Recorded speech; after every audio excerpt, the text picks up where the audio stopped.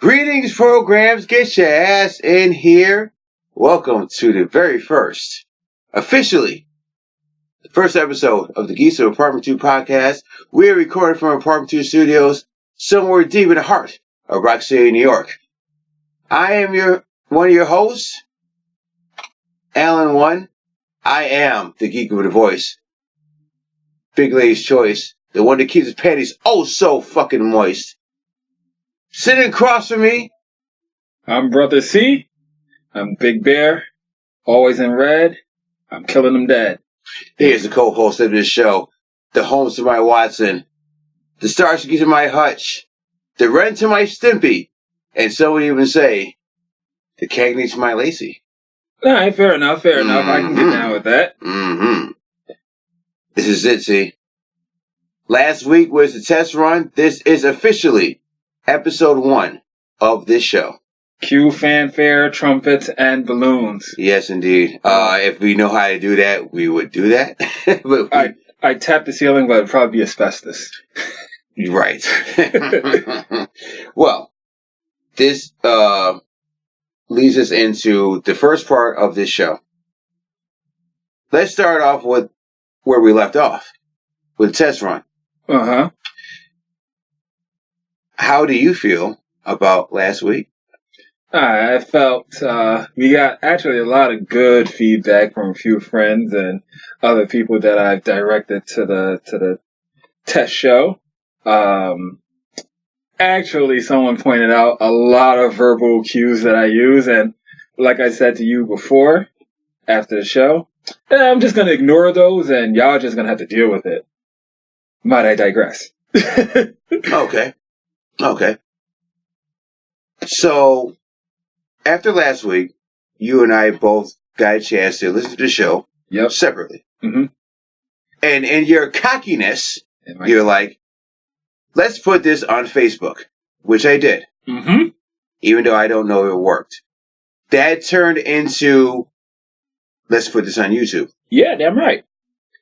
Which, I'm going to be honest with you. Yep. I was very lenient of doing that. I was very hesitant of doing that. Leery. Yeah. Not because I'm embarrassed or ashamed to put that out. Quite the opposite, actually. I am very, very proud of what we have accomplished so far. You damn should be. This started from just an idea. We Absolutely. kicked this football around a ton of times. Yeah. Now we're actually, boots on the ground. We're running. Well, given the limited resources that we have, and more importantly, given the limited, what am I looking for? What's the word I'm looking for? See, I had this all thought out. You had the limited knowledge. Oh, no, yeah, knowledge. We're of trying to put a podcast together. Mm-hmm.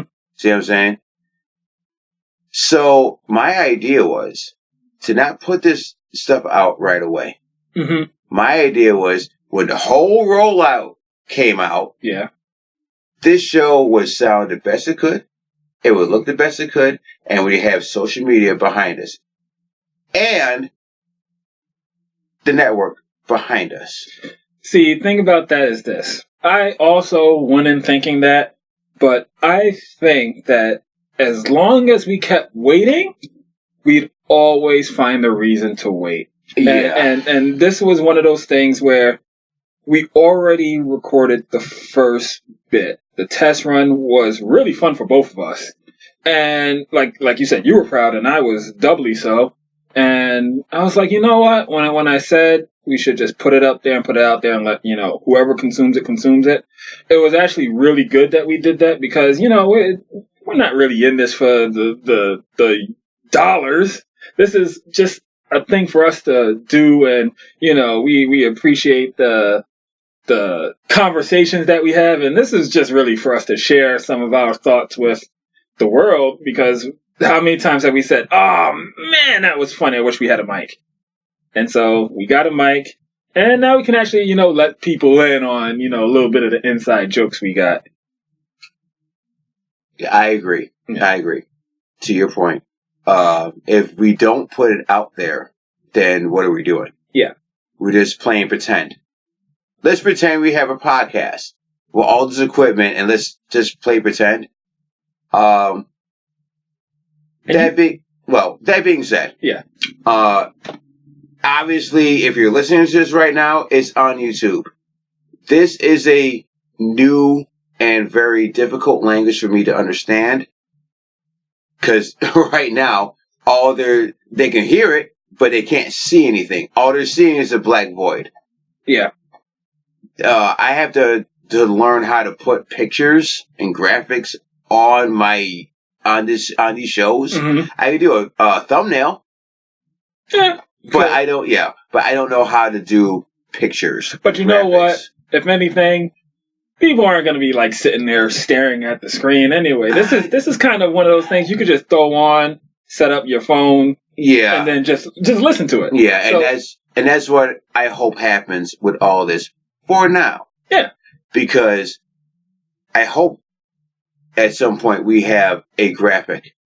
I hope at some point we have a theme song. Oh, hell yeah.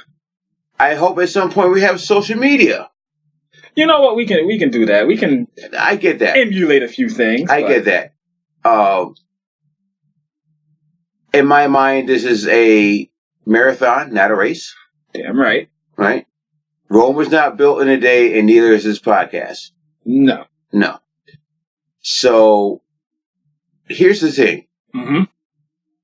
Obviously, if you're listening to this is going to be on YouTube. The test run is already up. This episode will be up, and subsequent episodes will be on YouTube. And I never thought I had to say, like, share, subscribe. Ever. Oh, shit. Yeah. Smash that like button. Absolutely, and we have to fucking say that now. If you hate us, click that subscribe. Yeah. You know what? There are two ways that, because we do need some feedback. Yeah. And some help to get this podcast to where it needs to be. So there's two ways you can do that.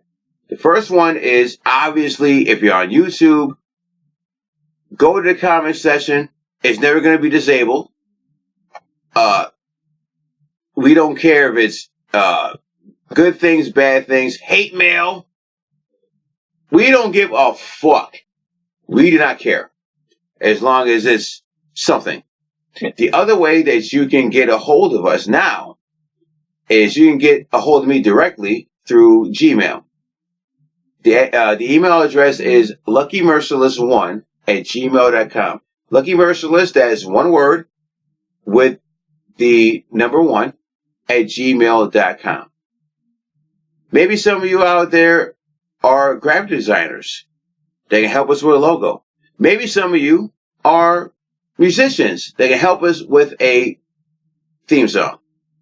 We can't pay you much, if anything, but any help or suggestions will be appreciated. Thank you.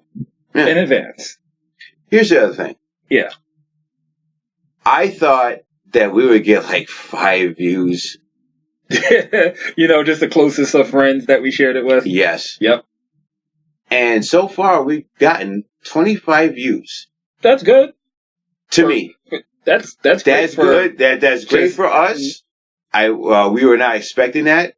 So, to anybody that has sat here and listened to this podcast from the bottom of my heart, and I think I can speak for you. Yep.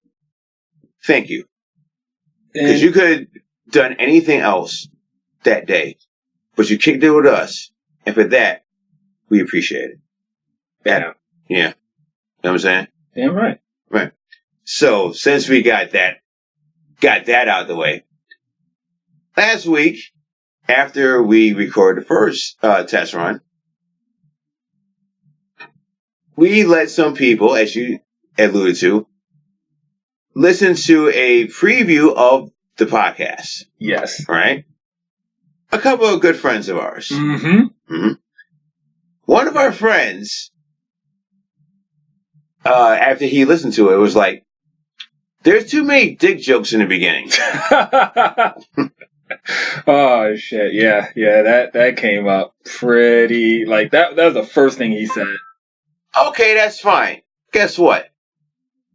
There's no such thing as too many dick jokes. No.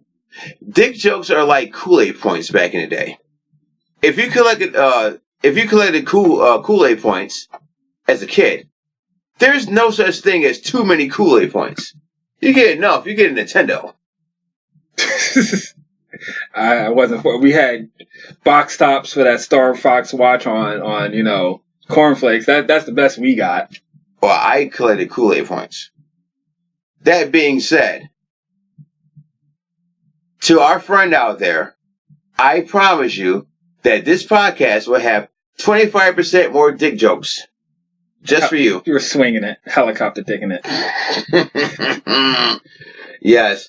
And be on the lookout when this show is eventually sponsored by Blue Chew. Blue Chew. Because sometimes things don't work down there in the fun zone. So pop a Blue Chew. God damn it, man. Well, we're future-proofing, so there you go. That's right. All of that goodness, those streetwise aphrodisiacs too.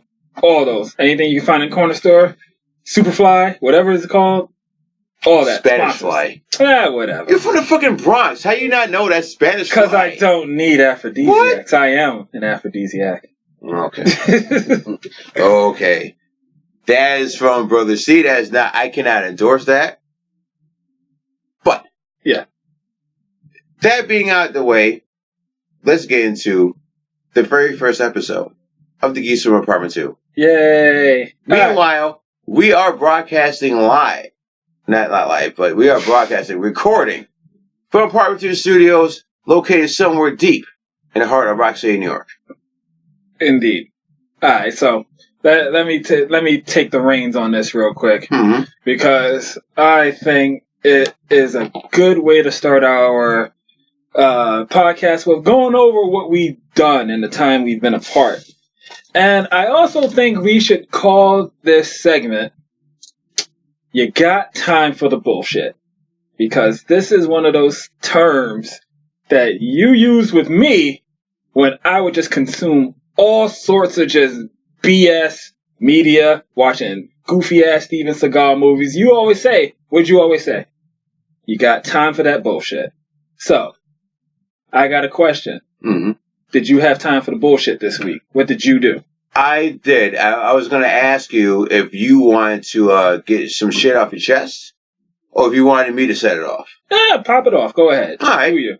What did you do with your week? All right. So, let's start recently and work our way backwards. All right. I got notes. Unlike you, because you didn't bring notes with you. I got notes. Shut up. All right. Well, let's start with the obvious. All right. The obvious is Sunday was the Oscars. Oh, yep. I got home at 9:30 Sunday night, so I watched the last half of the Oscars. Didn't think I was going to watch the Oscars, but I did anyways. So I have a lot of notes about this. Let's start at the beginning. Mm-hmm. First of all, shout out to Green Book. Oh, yeah. I heard it swept. It won Best Picture at the Oscars. All right. So, earlier today, I was in therapy because, spoiler alert, I'm in therapy. How else do I can do this goddamn show? And my therapist said she saw Green Book, and she hated it. What? Well, I haven't seen it. Neither did I. And that's the thing. First of all, I was like, wait, out of all the movies I saw that was nominated for Best Picture, it's the one that I didn't see that won. Yeah, you're kind of delaying all your Oscar movie watching. Yeah, Lord have mercy. I was like, what? I have it, but I didn't see it. Yes. And my therapist was like, I don't understand why this movie was nominated for Best Picture and it won, because it's very pandering. Yeah. I say, and this is something we talked about before we got these mics in this podcast. Yep. It's a twofer.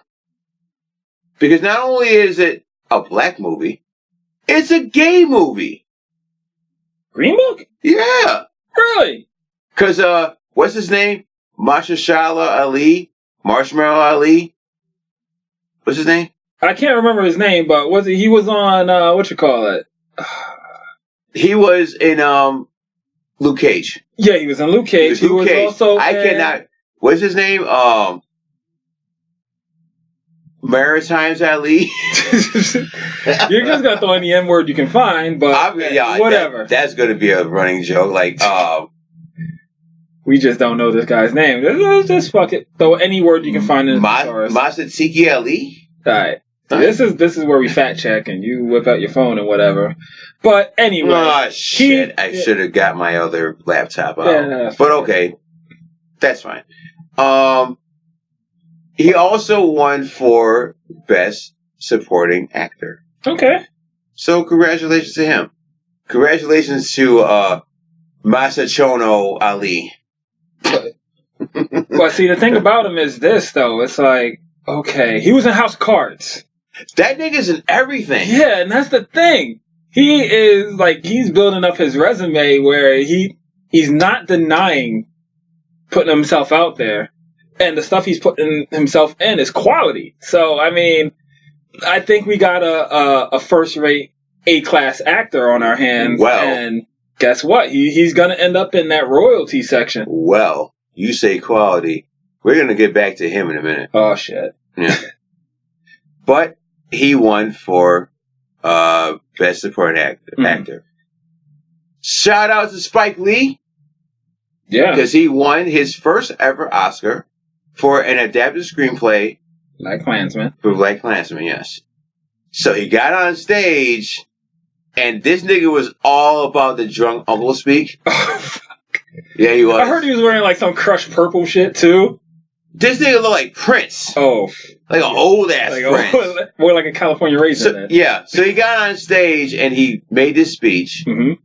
And the first thing I thought was, Yo, Mom, Uncle Spike is in the goddamn, he's in the sauce again. Oh, damn. Because or Deacon Spike, because that's a church look right there. This nigga was saying math equations that I just assumed was correct. Because once you started talking math, I'm like, get the fuck out of here. Yeah. Then he started talking about his grandma. And then at the end, it's like, we need to do the right thing. And I was like, oh, God, this is why you haven't won an Oscar since before this. You know what I'm saying? But congratulations to him. Yeah, damn right. Yeah. A couple more notes from the Oscars. Lady Gaga and Bradley Cooper. Pause for a second. What? Because we got to dial that back. You cannot skip the fact that your therapist said that movie was pandering. Did she explain that? She said the same thing that we said last week, is that it's Driving Miss Daisy in reverse. Yeah, okay. And she's not alone in her thoughts about this, because a lot of people who saw that movie said it's very caricature, especially Viggo Mortensen in his portrayal of an Italian. It's like, it's such fucking stereotypes. Yeah, SpaghettiOs and fried chicken in a car. So that's pretty much what we're getting from these people's assessment. But I see, because I haven't seen it, I don't know the strengths or weakness of this movie. Neither did I. But, Neither did I. And I have it. I have it on bootleg. I haven't seen it yet. So now I have to sit here and watch this movie because it won Best Picture. Yeah. Okay. So getting back to what I was going to say before, Lady Gaga and Bradley Cooper, they crushed it at the Oscars. Well, we knew that was going to happen, though. They sung "Shallow," of course, and that won best song. That won best song. Yes, of course. When I turned it on, though, there was another song that was performed that was nominated for best song. Mm-hmm. It was from the movie that you talked about last week. Yeah. I saw that. It was the song When Cowboys Gets His Wings. Yes. And I didn't know they had a musical number in this. Yeah. But see, the thing is like I was saying, it's a goofy song, right? It's but the thing about it is that the context that it's in it actually works all together. And this will be something we talk about later. But I found that being actually nominated was kind of weird, but fair enough. I mean, I enjoyed the movie, and I remember the song, but I mean, it's no Shallow though. That's the thing. I think that song was pretty much fighting its way uphill, and it wasn't gonna win, but they had to nominate something for that song, Yeah. Meanwhile, I'm sure there's like last week, there's a lot of noises in the background that people can hear. So I had silence your cell phone. I did. So did I. So anything else you hear, not our fault. Some other news from the Oscars. So I don't. You know who the host was this year? No, I didn't catch it. A disembodied voice. So there was no host. Oh. Which, you know what? It's not the worst idea. It's not, because you don't have anybody out there that can, air quote, offend people. And you don't have anybody, I mean, who's going to get mad at the voice of God? Yeah. Because that's what they're giving you. Yeah, because at this point, who do you get that is so squeaky clean that they never said or did anything on social media that can be offensive? Only thing that would have been even funnier is if they did like female-male dual voices at the same time, so it sounded like some weird Lovecraftian monster doing the Oscars. So, it's like this voice isn't male, but it's not female either. So, have it, guys. Enjoy that. Mm-hmm. So, what else happened in the Oscars? What else happened? Oh, so celebrities came out and talked about the movies that were nominated for Best Picture. Mm-hmm. There were two that were very specific to me. Mm-hmm. The first one was Mike Myers and Dana Carvey. What? They came out to talk about Bohemian Rhapsody. Okay. Makes sense. Yeah. Because of Wayne's World back in the day. Yeah. Very iconic scene. These niggas look old as fuck. Yeah. Why do you think he's sticking to doing Shrek movies? To the point where I was like, I don't need to see Wayne's World 3 at all. That window, no, they didn't. They haven't made it, and I don't want them to make it because that window is closed. Yeah, they're gonna make it though. For what? Why do we? Why do we get a Lady Ghostbusters? Why are we getting another Ghostbusters? You know what's more intriguing to me? The Bill and Ted Part 3 movie.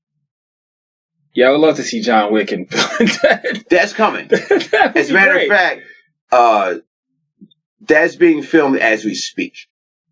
Hey, Bill and Ted Part 3. Be excellent to each other and gun katas. There you go. Yeah. I don't even want to see a new or last Austin Powers movie. Mike Myers is too fucking old for that shit. Yeah. Nah.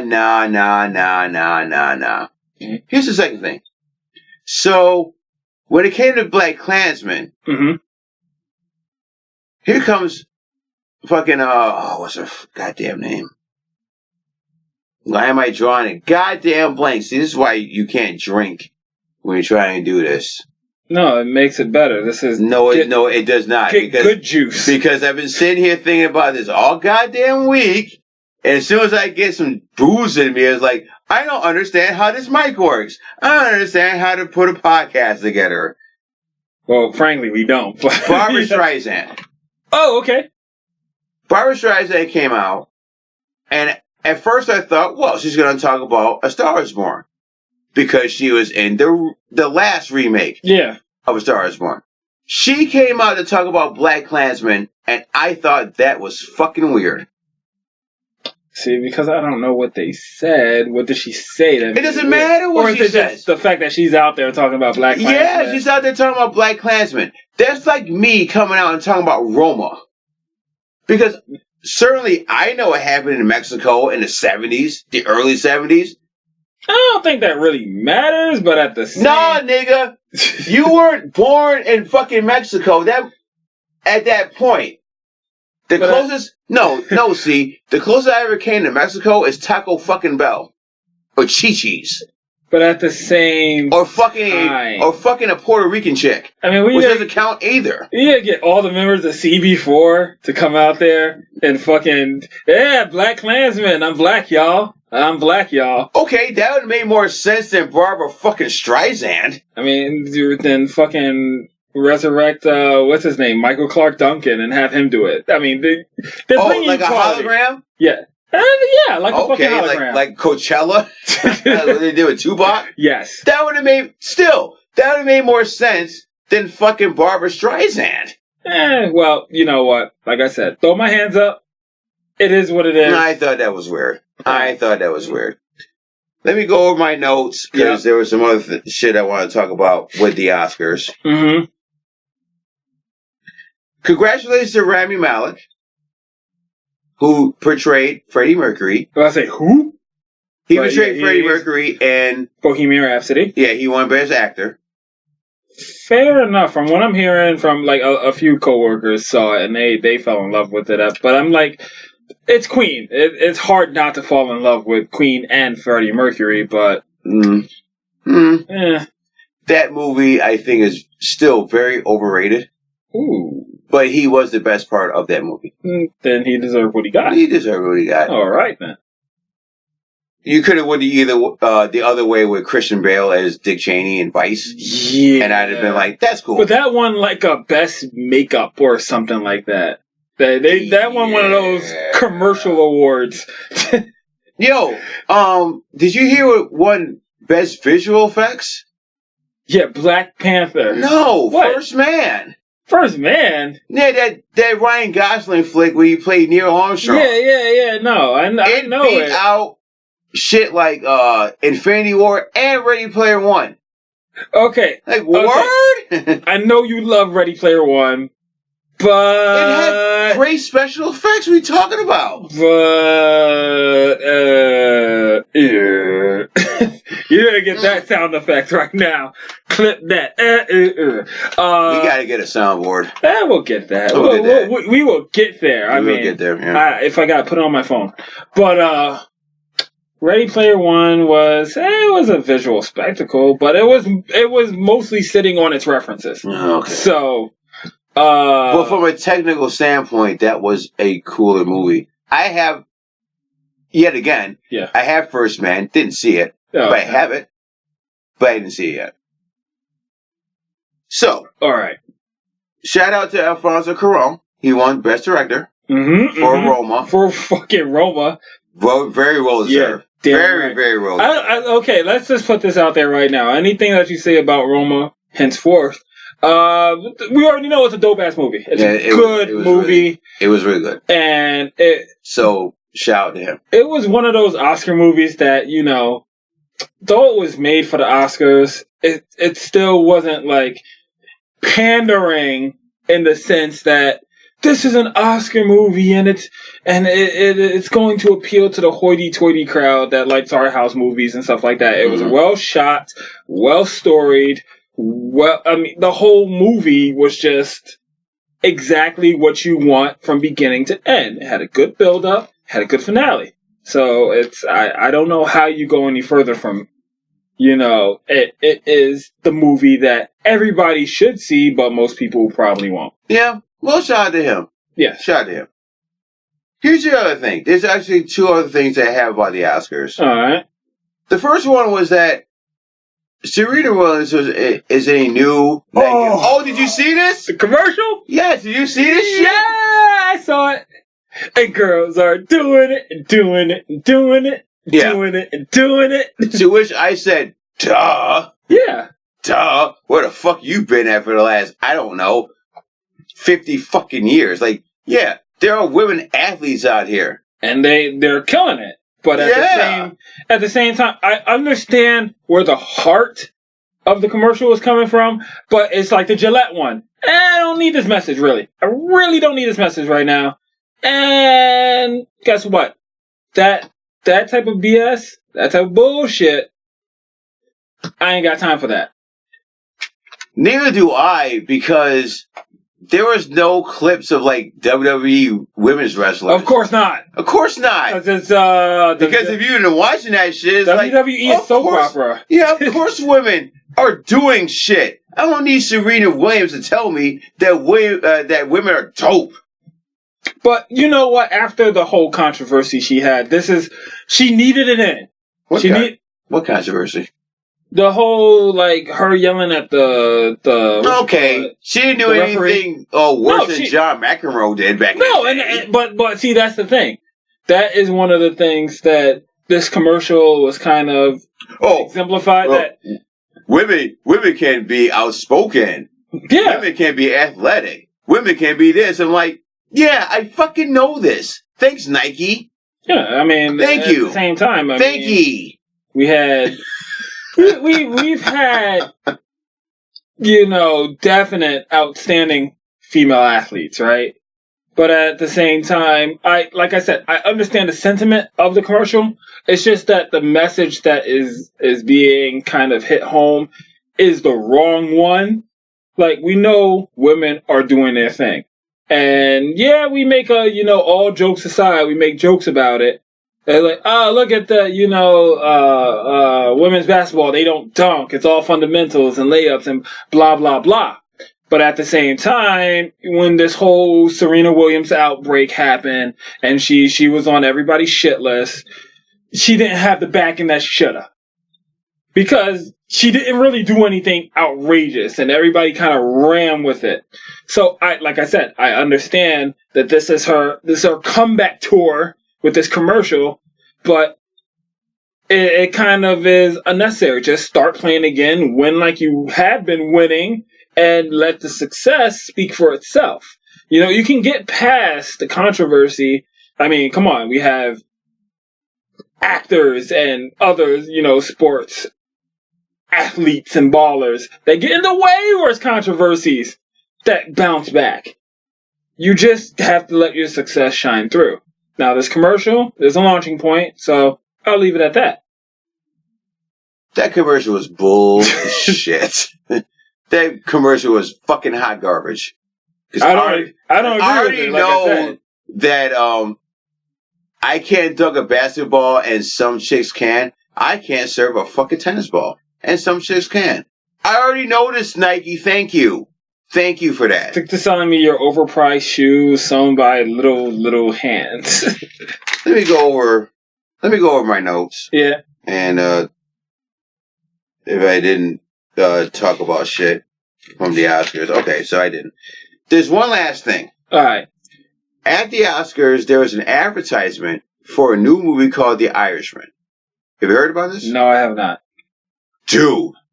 The lineup for this movie is fucking bananas. Oh. Bobby D. Uh-huh. Pacino. Oh, shit. All right, go ahead. Joe Pesci. And Harvey Keitel. Doing what? Listen, here's the other thing. It's directed by Martin Scorsese. All right. If this movie doesn't fucking work, you need to get all these motherfuckers the fuck out of here. Fuck out of here if this movie doesn't fucking work. Now, you know that this movie, with the weight of the stars in it, has got to be The Next Departed. If it's not, then yeah, you're right. Ship off. If this ends up being, Brooklyn's finest? Yeah. Chicago Overcoat? Yeah. Word. If this ends up being, fucking Tiger Milk at the Hash House, then they all gotta go. They all gotta bounce. Wooden shampoo. Get the fuck out of here. No. Here's the other thing. Yeah. It's not coming to the theaters. Direct to what, like Amazon or? It's coming to Netflix. Netflix, okay. In the fall. Okay. That's a big deal. That's a big come up. I said it before. Netflix is the fucking premier platform to debut everything. I said this last time. But it never had someone the caliber of fucking Martin Scorsese. No, it hasn't. It hasn't. You know what I'm saying? And this lineup? Are you kidding me? Now, I gotta say, first of all, this has to be the hardest R. I want. Oh, that's definitely a rated R flick. Yeah. And it's a mob flick. Yeah, no, but I mean, I hard. think one of them plays Jimmy Hoffa in it. Then fucking fine. So if this movie don't work, get the fuck out of here. All of you. All of you. Nah, fam. Nah, I feel you on that one. So, got a question. Okay. Is this is the Oscar talk to wrap up for your week, or you have some other shit you want? All week. I want to stick with movies for a good minute. Okay. So what else you got? Okay, so let's again. I got some goddamn notes. Yeah, hit the books. After last week, when we recorded the test pilot episode of the show, I was like, damn, man, we didn't talk about this. What? And it's something that everybody else has been talking about, but we didn't. Go ahead. How do you feel about the Aladdin remake? The live action remake? What, with the CG Genie? Mm-hmm. Okay, so I'll get this out there right now. So they've been doing a lot of remakes to childhood classics. Because, I mean, guess what? You get to cash in on the same movie twice. You get to cash in on that nostalgia. And they've had some hits. I mean, we both like not the Lion King, Mowgli and The Jungle Book. Both separate, because they're two separate movies. I didn't see Mowgli. I saw The Jungle Book. You saw The Jungle Book. Well, I saw Mowgli. That one was pretty good too. But The Jungle Book, we'll stick with that one. That was a good movie. I did not see.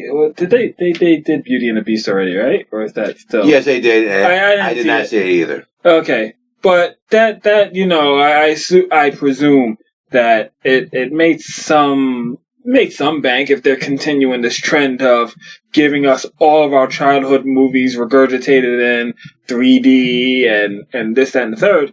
But my thing about this is that Will Smith has incredibly gigantic shoes to fill, and CG Genie has also I mean, I don't think it's going to be able to do it. I frankly think that this movie might be commercially successful, but it might be to the audience, it might be a flop. Only because the thing that makes Aladdin charming is a lot of the Robin Williams jokes, but also the, comedic action that came from Genie. He does a lot of goofy cartoon shit. Some of that stuff does not translate to CG well. If they can pull that off, kudos to them. You got a success. But I don't know. I really don't know about this one. A lot of people are joking on it. I've seen memes up the ass about this shit. And it's just one of those things where, can Will Smith do it? Can he still do it? Because, I mean, he's been a dynamite actor in the past, but his recent outings have just been god fucking awful. Okay. I got a few thoughts about. Go ahead. First, about Aladdin. Knock me out. First of all, I want to say, ha ha ha! Ha ha! You fucking Thundercats! How's it feel? How's it fucking feel to get your goddamn childhood raped in front of you like I did? Doesn't feel good, does it? I had to sit here and watch my childhood raped with Poltergeist and RoboCop. Those remakes stunk. What are you looking for? You fucking... Booze? Yeah, your booze is right there. Gotta load it up again. Continue. Don't let me stop you. I do not have a horse in this race with Aladdin because that movie came out in 1992 and I was 16 years old. And it was way more important to me to get chicks in my high school to like me, and some did, than it was worrying about what the fuck Disney was doing, especially with the cartoons. I saw that after the fact. Yeah. And I was just like, okay, that's Aladdin. Here's the other thing. Mm-hmm. In the original, was the genie built but not really? Yeah, he had that kind of Superman, Batman, the animated series triangle body. Because he had in the remake, Will Smith has great arms and traps. Yeah, he's been at the gym. But his belly has pee-pee-doo.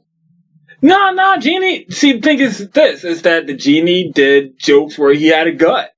And they actually had animated series on like Disney Afternoon or whatever, where, the Genie would be portrayed as more kind of a goof and a, fat slob. But at the same time, he's a freaking genie that can make himself look jacked if he wants to, and he does that too. Yeah, that's my goddamn point. Like, you're a fucking genie. Magic yourself some goddamn abs. He does. He does it a lot. And by pee-pee-doo, I mean that it's because some people are like, what the fuck is pee-pee-doo? Pee-pee-doo is when your gut hangs lower than your pee-pee-doo. Or you just Urban Dictionary that shit. But hey, guess what? We don't want people doing homework shit. That's a twofer. There you go. It's not only a uncle joke, it's a dick joke. You snuck one in. Yes, I did. As many an Uncle Oswald did. I slipped in that dick joke. Yeah, there you Pause. go. That was for you. Mm-hmm. Pause. No homo. Here's the third thing about Aladdin.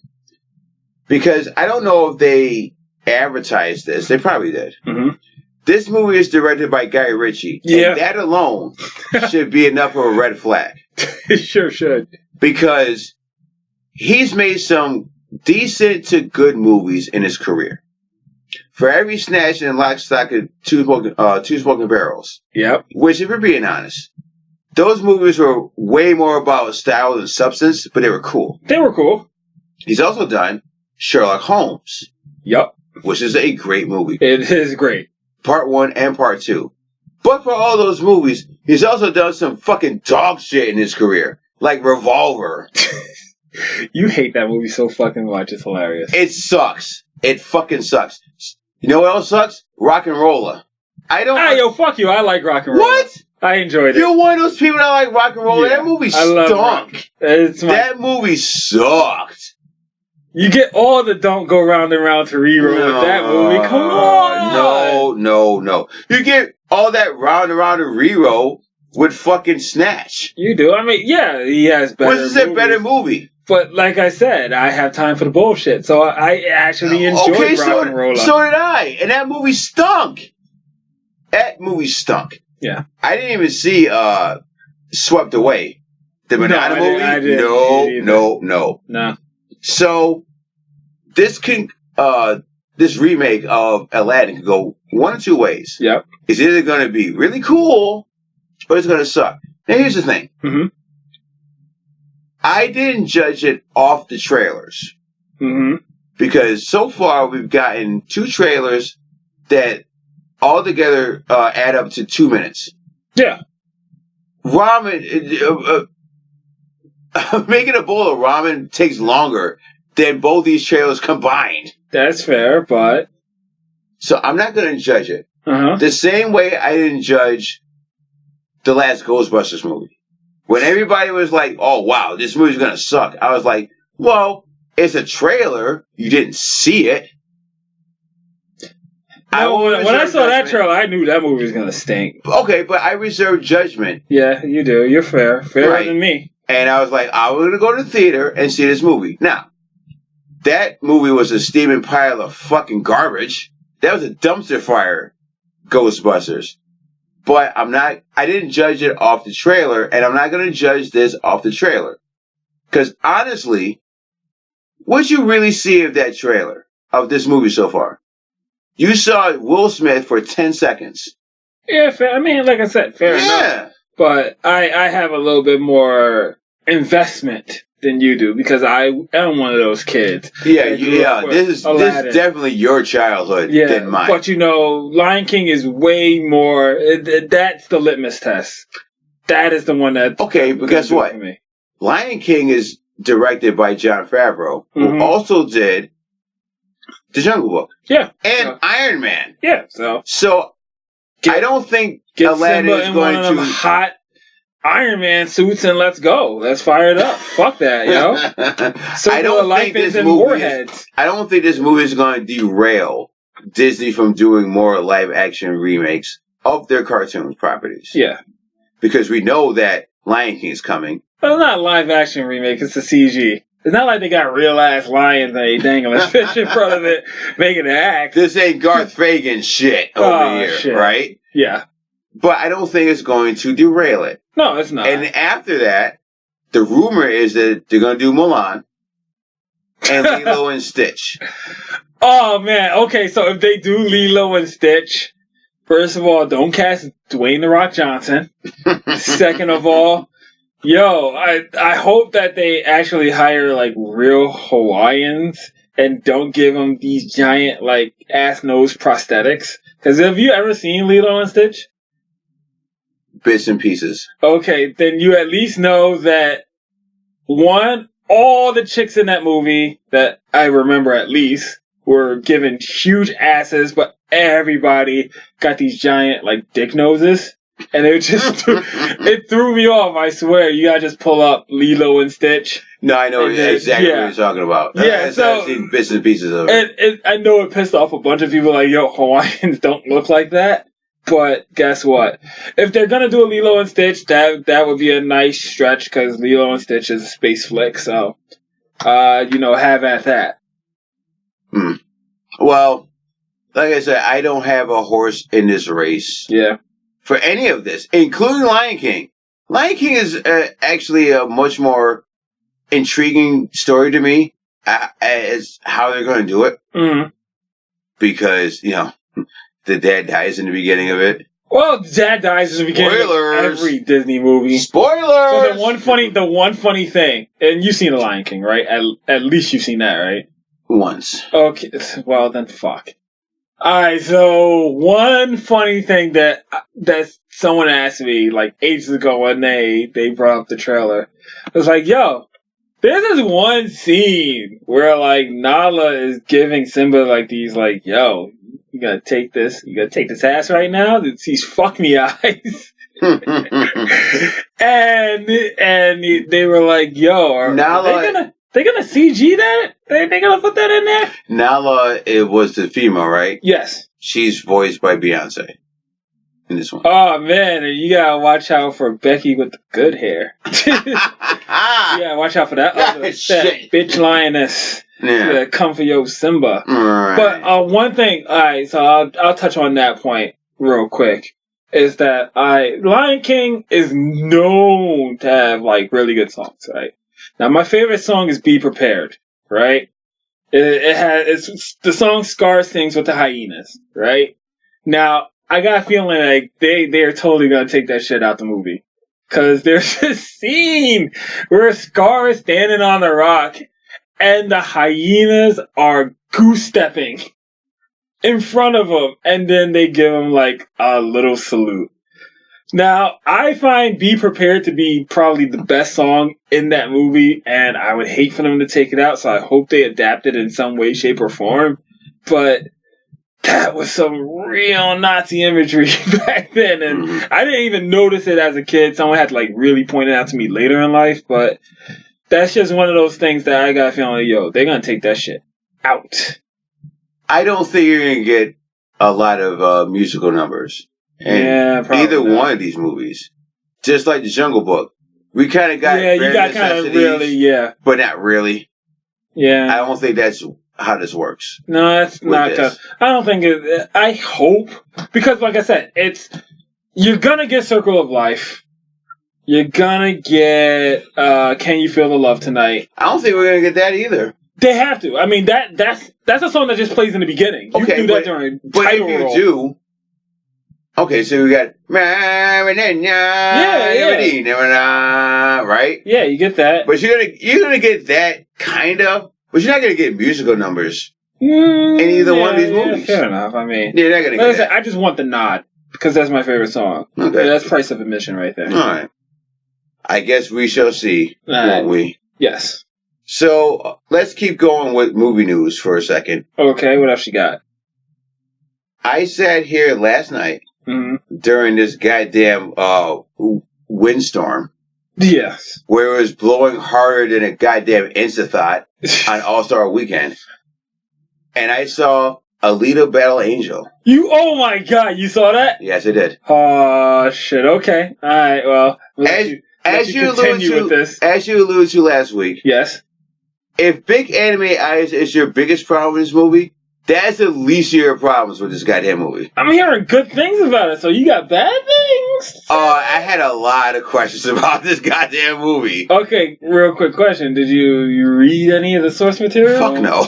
Alright then, okay. I don't read manga. But this is an old ass one, so I figure you might have read it like like from the Akira. It's like I didn't read Akira either. Oh, okay, anyway, continue. But to your point, this is based on a popular Japanese manga. Mm-hmm. So let's give people the synopsis of this movie.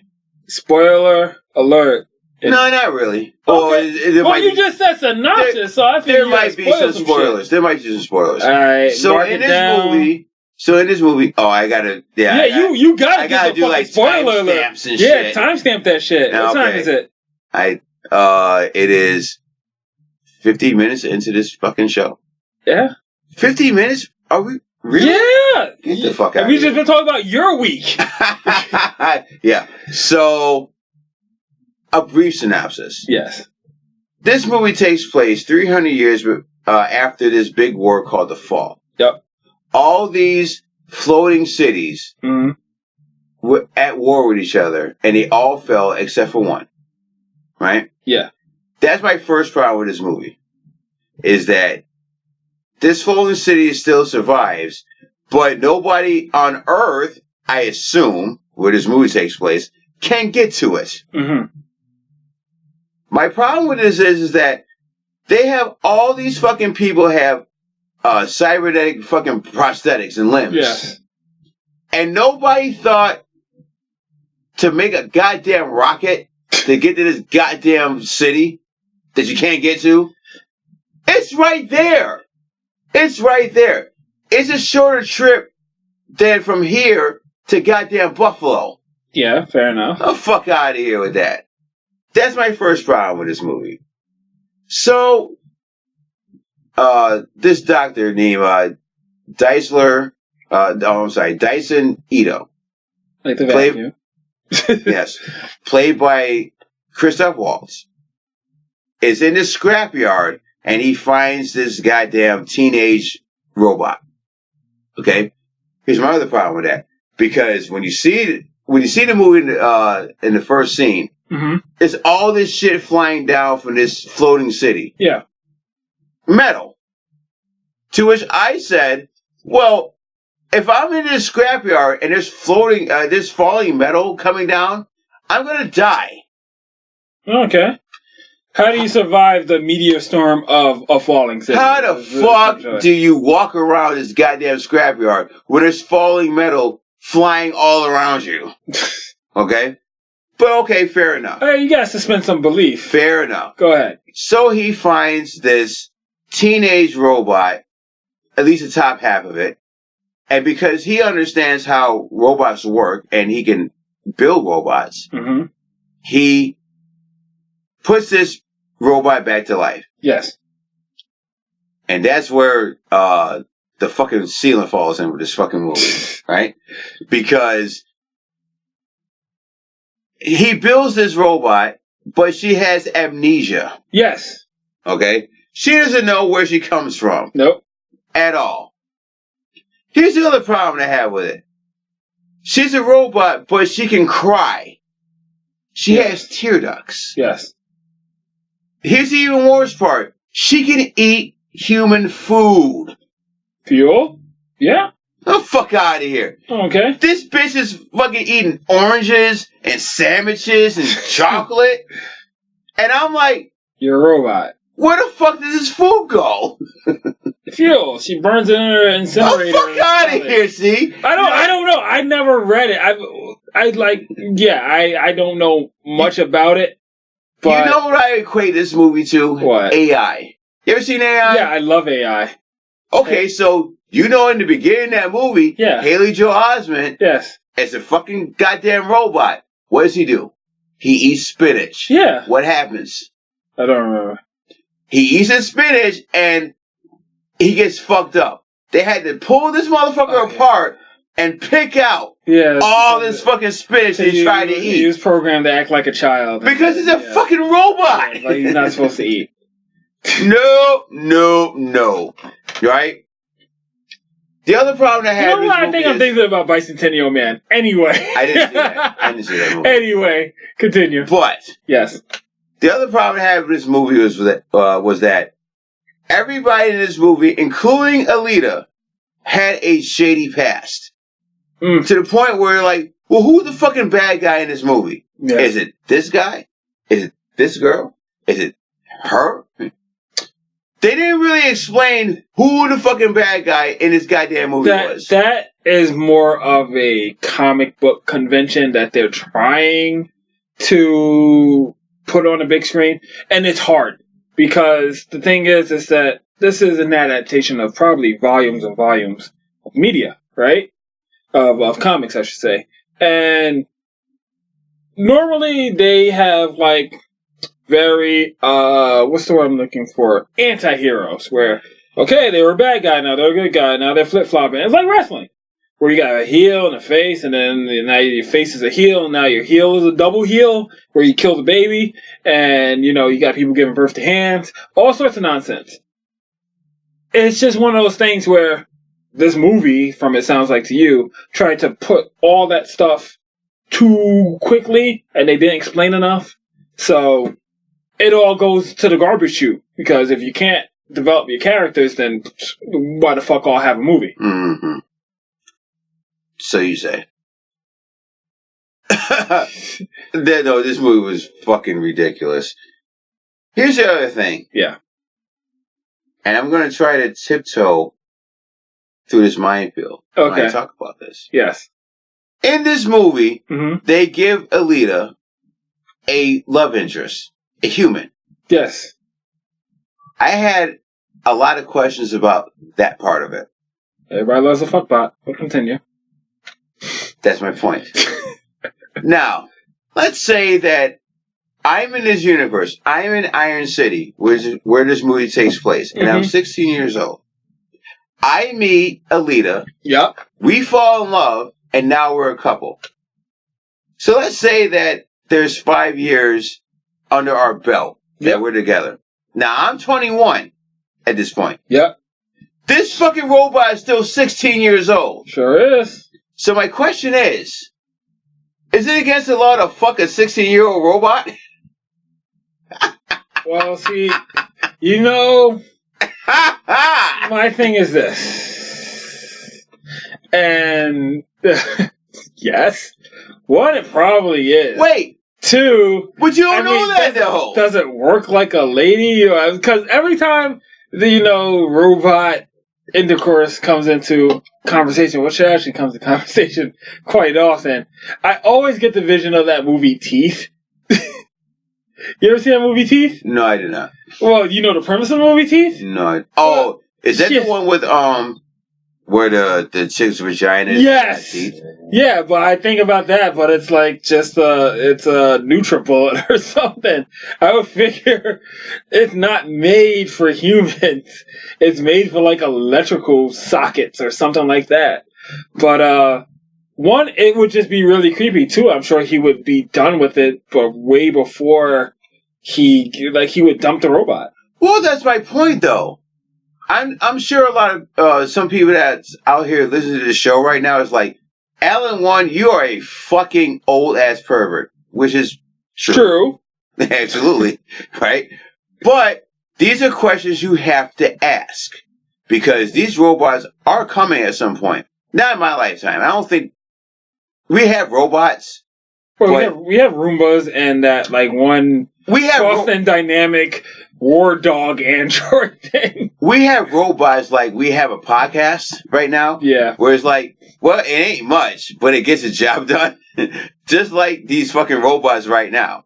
I like to think in 50 years, we're going to get to a point of something like Blade Runner or Terminator. Nah, not 50 years. More like another century, but we're going to get like that we're going to hit that Wall-E stage first. Okay, but these are questions you should ask. right? Thank you. That was the conspiracy corner with DJ Allen Watton. Fuck out of here. Fuck the fuck out of here. Tinfoil hat. Here's my other question. Because when I thought about that, I thought about this other question. What do you think is going on down there? I don't care. Like I said. What do you mean you don't care? Like I said before, I figure it's like circuitry and you plug it in. Is it like a fleshlight down there? No. I think it's just hardwired. Is there a button where hair grows out of it, like a Play-Doh factory? Where there's a button where it's like, there's bush. No. There's a button where it's a landing strip. There's a button where it's bald. No, because she's like a sentient robot, so if she wants a landing strip, I'm sure she would like Superman laser herself a landing strip, but at the same time, who cares? Do you need lube? It's a battle angel. It's made to fight. Do you need lube, or is it so lubricated? Is there a button on there? Use WD-40, like your fridge. Is there a button on there where you can push it and moist up this robot right quick? Nah. I like to think that it's connected to Siri. Nah, son. Yo, Siri, wet up this robot right quick. Wet up this robot and hit the... Moist up this robot right quick. I got 20 minutes before I got to go to work. Siri, hit birthday sex. Bam. It did not need the fucking... Love interest. It did not. It did not. That's the main bad guy is... What's his name? Marshmallow Ali. He was in that too? Yeah, he's a bad guy. Oh, fuck. Yeah. This guy gets around. Yeah, he does. I think, Ricky Tikki Ali is the new fucking, what's his nuts there? The guy who plays Luther. That's not him. Wait. The guy that plays Luther. Oh, Idris Elba. Yeah, he's the new Idris Elba because that nigga is in everything, it seems. And everybody loves Idris Elba. Yeah, but this nigga is taking all his spots. Because he was in that, he was in Green Book, he was in True Detective, he was in Luke Cage. Yeah. Yeah. This dude is in everything. And he deserves it. Last thing about this movie, I was thinking that, how do we rate movies? Movie reviews to this point, because I don't want to do numbers or letters or thumbs, so I came up with a rating system for these movies. It's either a theater flick, or it's a bootleg movie. You understand what I'm saying? It's either a movie that you see in a theater, or it's a movie that you buy from the guy in the black SUV for $3 for $10 out the back. I would say this. We should probably have a more acceptable and marketable rating system. What's more marketable than theater or bootleg? Theater or Redbox. It's the same. Let's get those grills. It's the same fucking thing, though. Yeah. Okay. It's the same thing. So I do agree with skip, rent, or must see. So we do something like that. Like it's the same thing. Yes, skip, rent, and even for because I thought you were gonna say what happens if it's a Netflix movie. Oh, then it's free. Then I mean, it's the same fucking thing. Because look at everybody has Netflix. Let's use Roma. Let's use Roma as an example, right? I watched that movie and I was like, well, I should have saw that in the theater. Yeah. Right? Compare that to Cloverfield Paradox, where I was like, thank God I saw that movie on Netflix and I didn't have to pay for that shit. Yeah. Well, the thing is that's where you have to use your clever sleuthing to say, okay, do I take this gamble and throw this movie a bone? Or do I not? Like, I mean, Fury Road. That's definitely a fucking theater watch. Right, so it's a Raid. Yeah, The Raid. Definitely a fucking theater watch. The Meg is a movie that you could have saw on Netflix on a Sunday afternoon. But The Meg also looks like Sharknado, so you also know that that's the point. You gotta take your best judgment. Right. So when we see so we see the trailer, we're like, and I'm not talking about like teaser trailer. I'm talking about late game trailer, like the Meg. Mm-hmm. So we see a trailer, we're like, we do this all the time. Yeah, we'll wait for that. We'll wait for that SUV. We'll catch that on Netflix. This is not something we need to see. Now, Roma would have been different. You see a trailer for Roma, you'd be like, I don't know, it seems like some art house shit. And then you hear the rave reviews. And then you say, you know what? I gamble on this. Good example. The movie Us. That's coming out, right? Right. That's a theater watch for me because I already know what the director can bring to the table. Now, you weren't the biggest fan of Get Out. Nope. That might be I'll wait till I hear somebody else's review of it, or I might wait till word of mouth reaches that fever pitch. But that's how we do it. That we go by, does this hit the chord with me? And I need to see that shit? Or can I wait? So you basically... yes, I summed up what you said. You have co-signed this goddamn rating system. So that's what we're using. But you gotta clean it up. You gotta be marketable. It is marketable. It's either a theater flick or a goddamn bootleg flick. Alright. Oh, and also the guy's name is Mahershala Ali. Okay. Let's all say it. Mahershala Ali. I know you're gonna call him Marshmallow Ali anyway, so fuck it. I don't even know why I tried. Martyr Room Ali? No. You might as well say fucking Hidden Picture Ali. Marshwood Ali? Thank you, Al. Well, I don't understand how his name works, god damn it. He's got a weirder name than my real name. Yeah, he does. God damn it. Alright, what else you got? Or do I sweep this? No. I got some more movie news. Oh, shit. I got a lot of movie news. Of course you do. Were you a fan of Space Jam? No. See, the thing is this. Space Jam is one of those movies where Jordan was already a baseballer at that time, and I was never a Jordan fan, so Space Jam was one of those movies where I was like, man, it was fun. He did the thing. I know people who fell in love with Lola Bunny, which was creepy, but at the same time, it is what it is. It's a movie that came out. It was big for some, not for me. Well, unfortunately, to hear that. The new one, Space Jam 2, with LeBron James, has got a release date. Or at least a release year. 2021. Yay! You're going to see Space Jam Part 2. Yay! Yeah. Fanfare! Woo! You did it! Okay. The last bit of movie news, but it ties into wrestling, is that the director of the upcoming Joker movie. Oh, yeah. There's a rumor going around that the next movie he's going to do is a biopic about Hulk Hogan.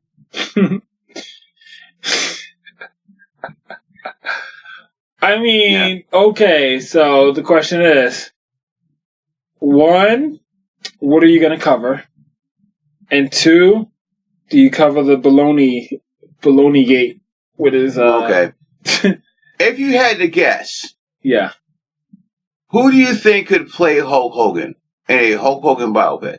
If you had to guess right now. Who do I think could play Hulk Hogan? What's his name? Mickey Rourke with a pack of Boar's Head baloney. Good guess, but no. Go ahead. Who's doing it? The God of Thunder. Thor. Really? Chris Hemsworth. So they're going young. Yeah. Which is really telling about what we're going to see in this movie. Because, I mean, they got, unless they start with Hemsworth and then end with Mickey Rourke with baloney, then I really, you'd have more investment in this movie than I do. I don't. Because since they announced this rumor, I cannot wrap my head around the fact that Chris Hemsworth is going to be Hulk Hogan. Yeah, that's what I'm saying. It's like there's no way, shape, or form that he doesn't look like shoe leather that's been left out in the sun. I mean, at best, he played like young, upcoming Hulk Hogan when he may have had that type of body, but we all know what Hulk Hogan turned into. He turned into a bloated wallet. Yeah. And it's like, I mean, if you're really doing fan fiction, then yeah, he did look like him. He did look like the God of Thunder at a given point, but nah, like I said, this is one of those movies where like no one really asked for a Hulk Hogan biopic. That's the thing. If Chris Hemsworth is gonna play Hulk Hogan, this nigga needs to start doing steroids now. Like this nigga needs to start shooting HGH in his asshole yesterday. I'd be more excited for a Benoit movie, to be honest.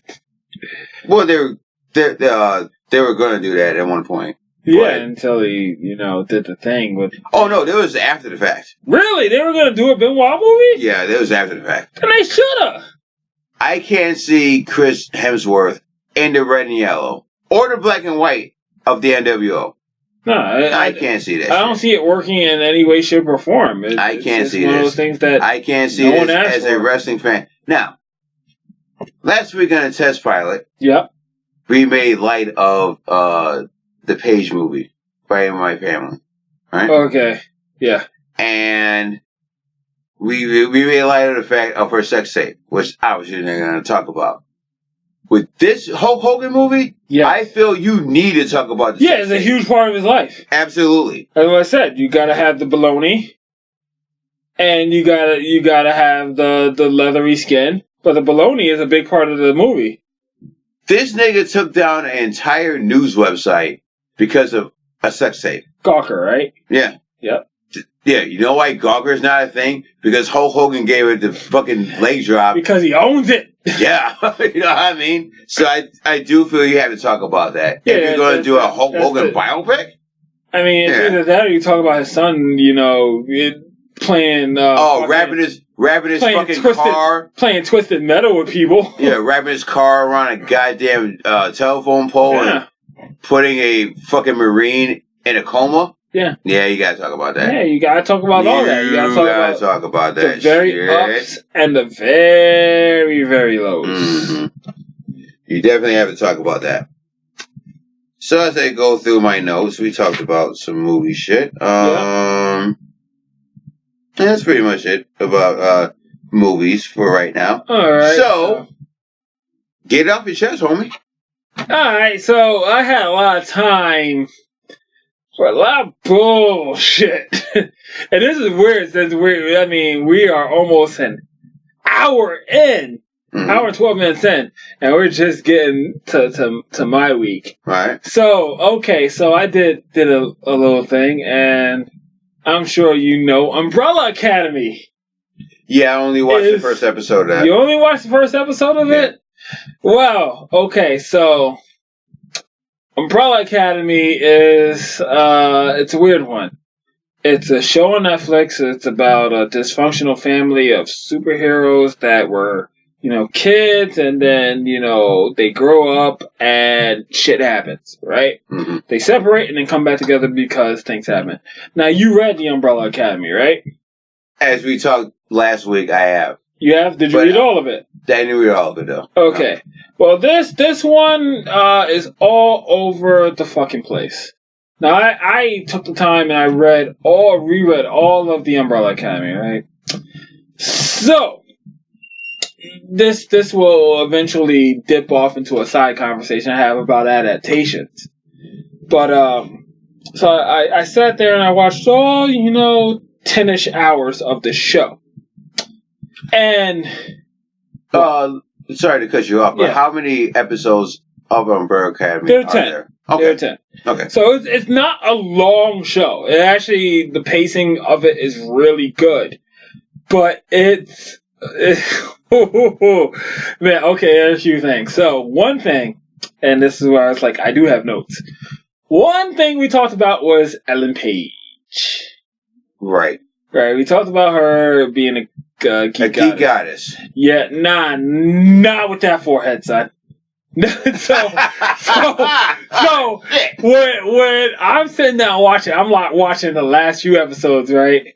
And you know, the lady of the house comes by, and she's sitting down, she's reading her book as she wants to do, and she looks up and she's like, "Yo, that forehead is really throwing me off. There's a lot of veins in it, and I can't take this scene seriously."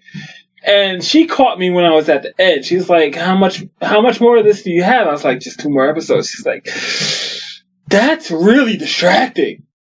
And it was one of those things where I was like, I understand why they casted her for that role of White Violin, the number 7. But the thing is that character is way different in the comic book and has way different motivations.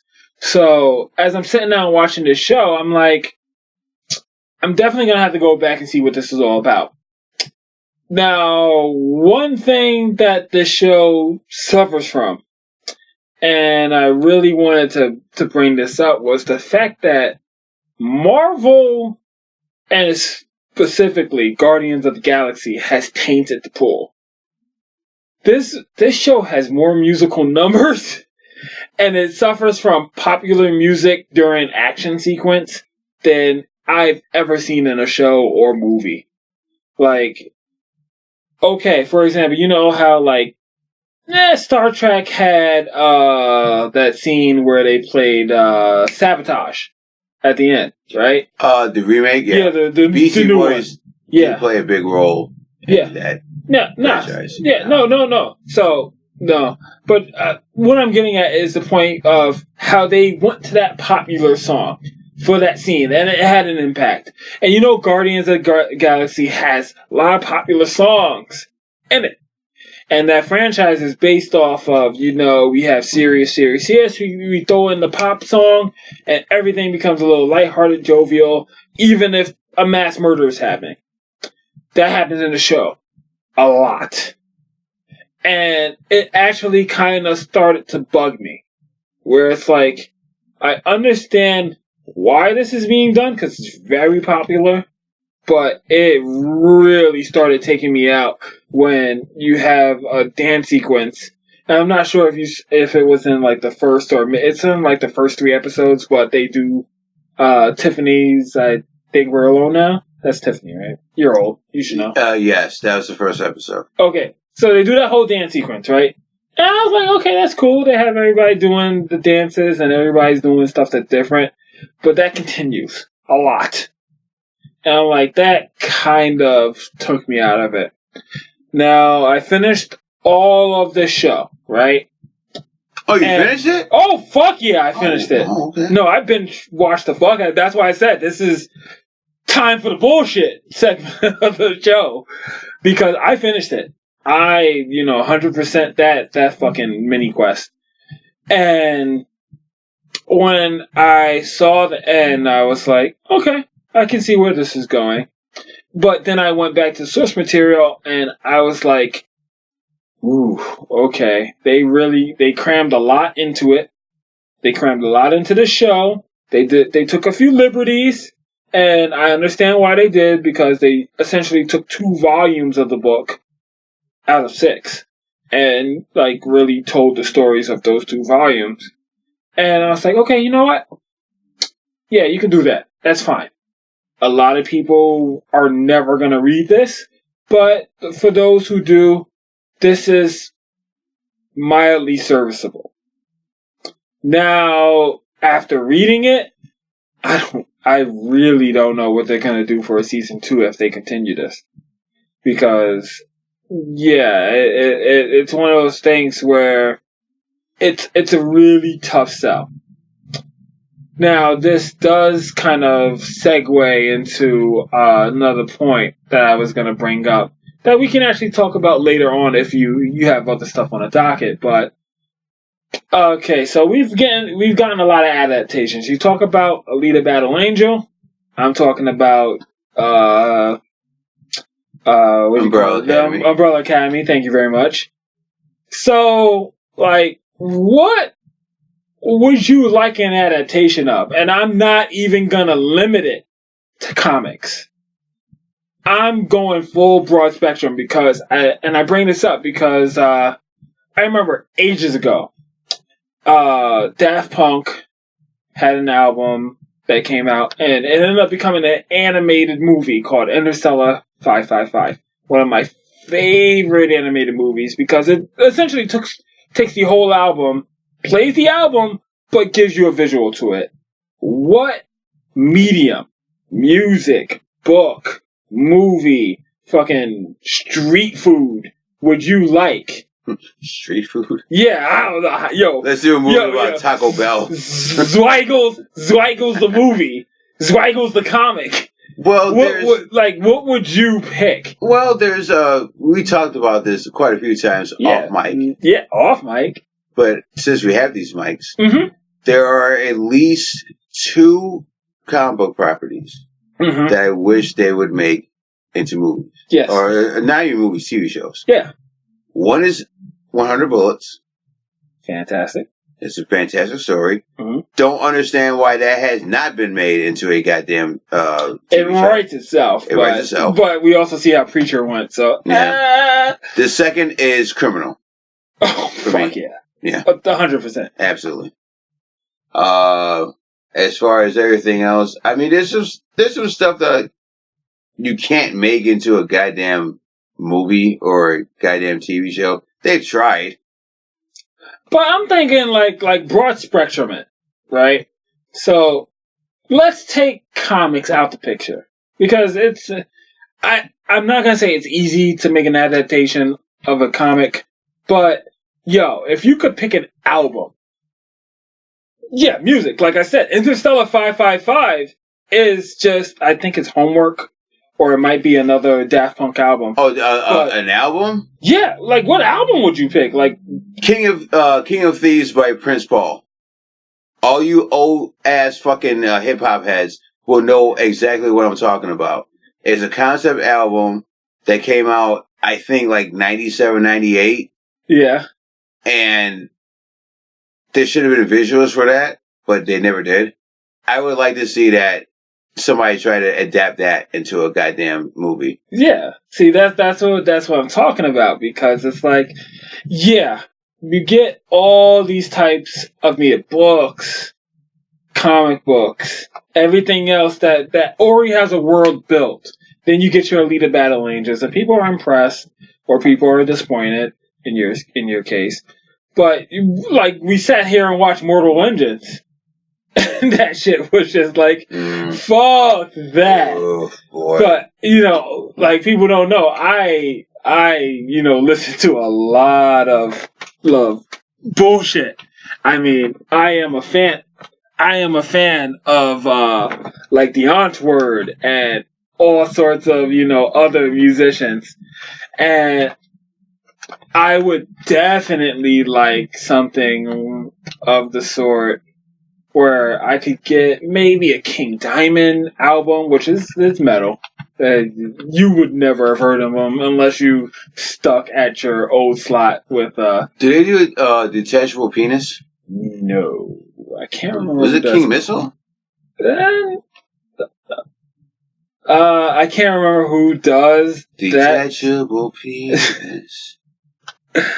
But even if like. A good example of this would be Garbage, right?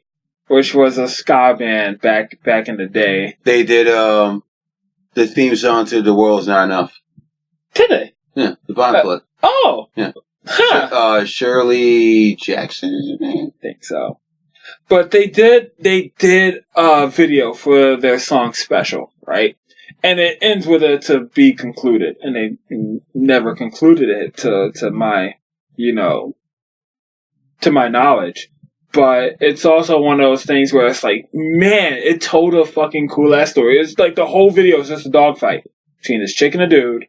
And it fits in the whole motif of garbage, and they were all steampunky and this, that, and the third in this video. And I'm just like, yo, man, if they ever did a part 2, that'd be awesome. You know, since we are on YouTube now, Yeah, and we have a comment section, I just assume somebody who listens to this is like, no, garbage is surely this. look, Do your fucking homework, ass. Anybody that wants to fact check us, by all means, please do it. Because as we said last week, Geeks From Apt does not fact check shit. Fuck y'all. Anyway. Nah, fuck y'all. Nah, fuck y'all. Nah, we love you guys. We appreciate it if you're listening to this right now. Yes.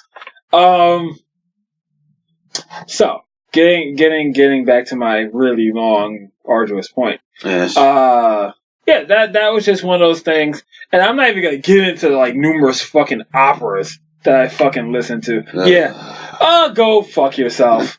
You know, get some culture in your ass. I have a lot of culture in my ass. Yeah, butt cheese. That's what it's called. You got cheese cultures in your ass. What? Cheese cultures in my butt?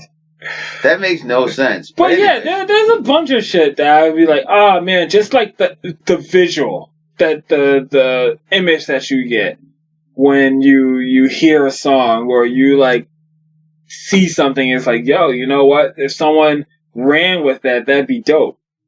Even if it's a fucking fever dream idea like Altered States, that someone had to think of that before they made it into a fucking movie, and guess what? We both love that movie. Yeah, Patty Chayefsky was on some real fucking drugs when he created that goddamn story. But other than that, right, so I binge watched and reread all of Umbrella Academy. I really didn't do much else, because that consumed a lot of fucking time. Okay. That was a lot of bus trips to work. Okay. There's a lot of coffee breaks. There's a lot of bathroom sitting and pondering before I counted ceiling tiles. All that shit. I continue reading my comics. That's what I do. Continue playing my games. That's what I do. Devil May Cry drop soon. Looking forward to that. Other than that, I mean, nothing else really going on with the week. Alright, well, how much time you got? I got all the time in the fucking world. Alright, so you talked about video games for a minute. Yeah. Congratulations to Reggie from Nintendo. Oh, yeah, you retired without a blemish. He's retiring on April 15th of this year. Yeah.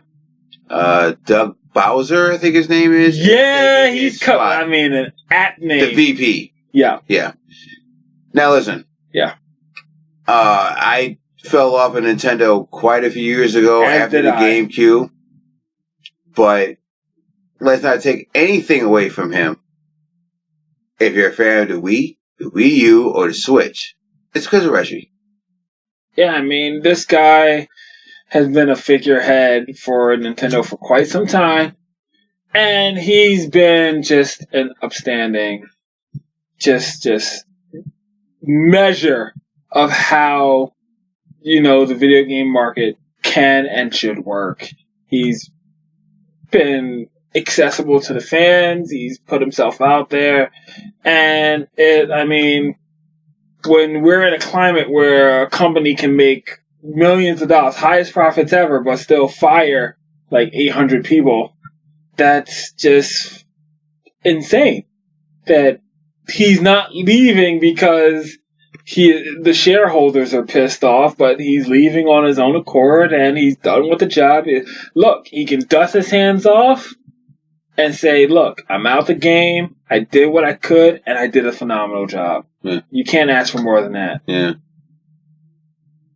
So, are you done getting shit off your chest? I am done scraping it. Alright. Well, I got some goddamn, some more notes. Oh, shit. I got, study time. Got a lot of notes. Yeah.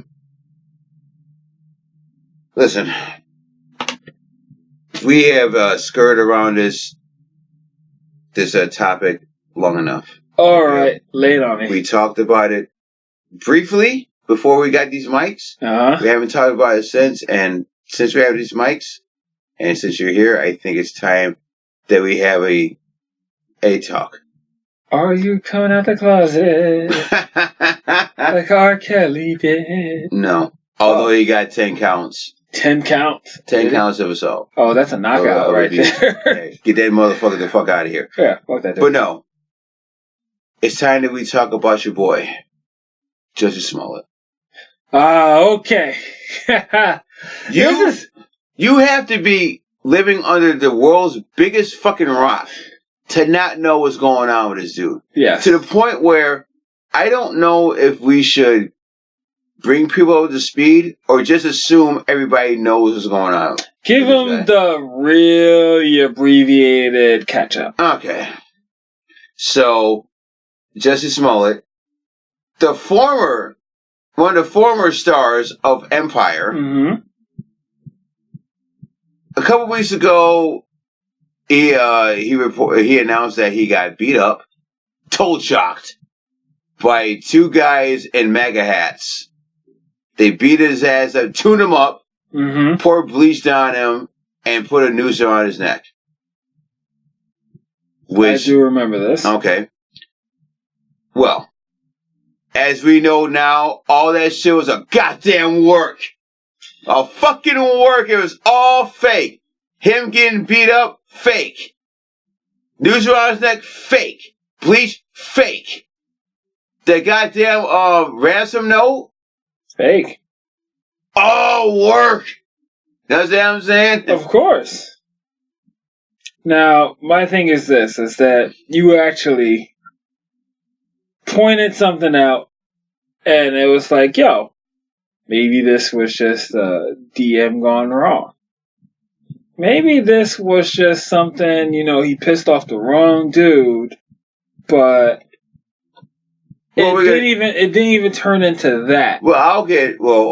So let's get into that. Yeah. The whole idea, at least a rumor, is that one of two things. Either A, they were going to write him off the show, which to me is weird because he's a big staple. Yeah, he was such an integral part of that show. To me, it's like, y'all going to do Godfather without Michael? You know what I'm saying? Like, y'all killed Michael? The fuck out of here, right? Or that he was disgruntled because he wasn't getting paid enough. See, my thing is this, is that when you decide to say, one, I was accosted by something, or somebody. Two, let's throw some race into there. And three, let's pepper a little extra bit to really fire up that race. Let's stoke those race fires. That is just something that you don't do unconsciously. This is one of those things where I know a lot of the debate around it is like, how does this affect the black and gay community now that he's done this? And I say it really doesn't at all. A lot of people were thinking, hey, this will be, it's a blemish at worst. It's more of a telling of his character than anything. But it's not like, oh, now if some racist shit happens to a black person, no one's going to believe him. Or if some, sexist shit happens to a gay person, no one's going to believe him. If they didn't want to believe you, they weren't going to because of this. Yeah. So that we can just throw that horse shit out the window. What it does, though, is that it tarnishes not believability, but it's kind of legitimacy. It's that boy who cries wolf type deal. Where it's like, yeah, it's not the fact that they're not going to believe you, but they're going to be leery of it. And not just, because of this, but it's just, if it was a no name, no body, no one would have cared. It would have just been like, okay, this is in the, blurred police blotter or whatever, this happened. But he was famous, so he put that target on his chest. And that's just kind of one of those things where you can't conflate what he is to his status. You got to kind of look at it as this is a guy who lied and said some inflammatory shit. And you gotta treat it as such. Take that status that he has out the equation and treat him like an every guy. And that's what they're doing. They're obstruction of justice or a false claim that he's getting? He got charged with a misdemeanor disorderly conduct because he made a false police report. Okay, then if that, which will get him 1 to 3 years. I don't think he's going to do that. I don't think that time. Either. And even if he does, let's say he does time. Yep. To somebody like Jussie Smollet, prison is like old country buffet with all the fixings. I don't think that's the case. What? All that thug meat? All that motherfucking thug meat in there? I don't think he wants to get the fuck out of here. I don't think he wants to get Mindy Mendenhalled. Yeah, no. Man, that's a reference I would have to explain at a later date. He's putting the sheet up. Oh, shit. You understand what I'm saying? So wham whams and zoom zooms? Yes. He's getting traded for like 2 packs of coffee and 3 oodles and noodles. Oh, shit. Yeah. But at the same time, though, it's like, neither of us really thinks he's going to do time. But 2, he did kind of alienate himself in Hollywood. Yeah. There's no way you... I don't know that, can't say. I'm about to say. I know you was going to say there's no way he come back. I think he can't come back from this. Of course. Because what did he really do? Look at Mel Gibson. He made a false police report. Yep. It ain't like he killed no one or touched little kids. Nope. No, he didn't R. Kelly that shit. We saved that for the singers. So I got some thoughts about Jussie Smollett. That's why I brought it up. Okay, what you got? I knew the jig was up when he said that he walked in Chicago at 3 o'clock in the morning in the middle of a goddamn polar vortex for some goddamn punk-ass Subway. The fuck out of here, see? You too rich. The fuck out of here. To not Grubhub that shit. I would walk out of my house at 3 o'clock in the afternoon on a balmy Sunday morning in May for some goddamn Subway. Fuck out of here. Subway is the Little Caesars of subs. If you come to my house with Subway, I'm throwing you and those bags out of my fucking apartment. Yeah. Because obviously you don't respect yourself, or more importantly me, as you came to my house with that bullshit. But what if I had a Pozzolo? Fuck out of here. I'm throwing that shit out too. If I go to your house for a party, let's say it's a Super Bowl party, and all I see is boxes of fucking Little Caesars and Subway fucking sandwiches, I'm walking right the fuck out. Because this party sucks already. Fuck out of here. Alright, so now that you know your thoughts on Smollett is out there. But how do you think he like moves past this? So let's play a little damage control. Okay, spin control. What? Yeah. It's already been spoken about that he had a drug problem. Oh, okay. Okay. So you lean on that? I think he leans on that because in the beginning I thought it's either that or he can spin it that he has a sex addiction.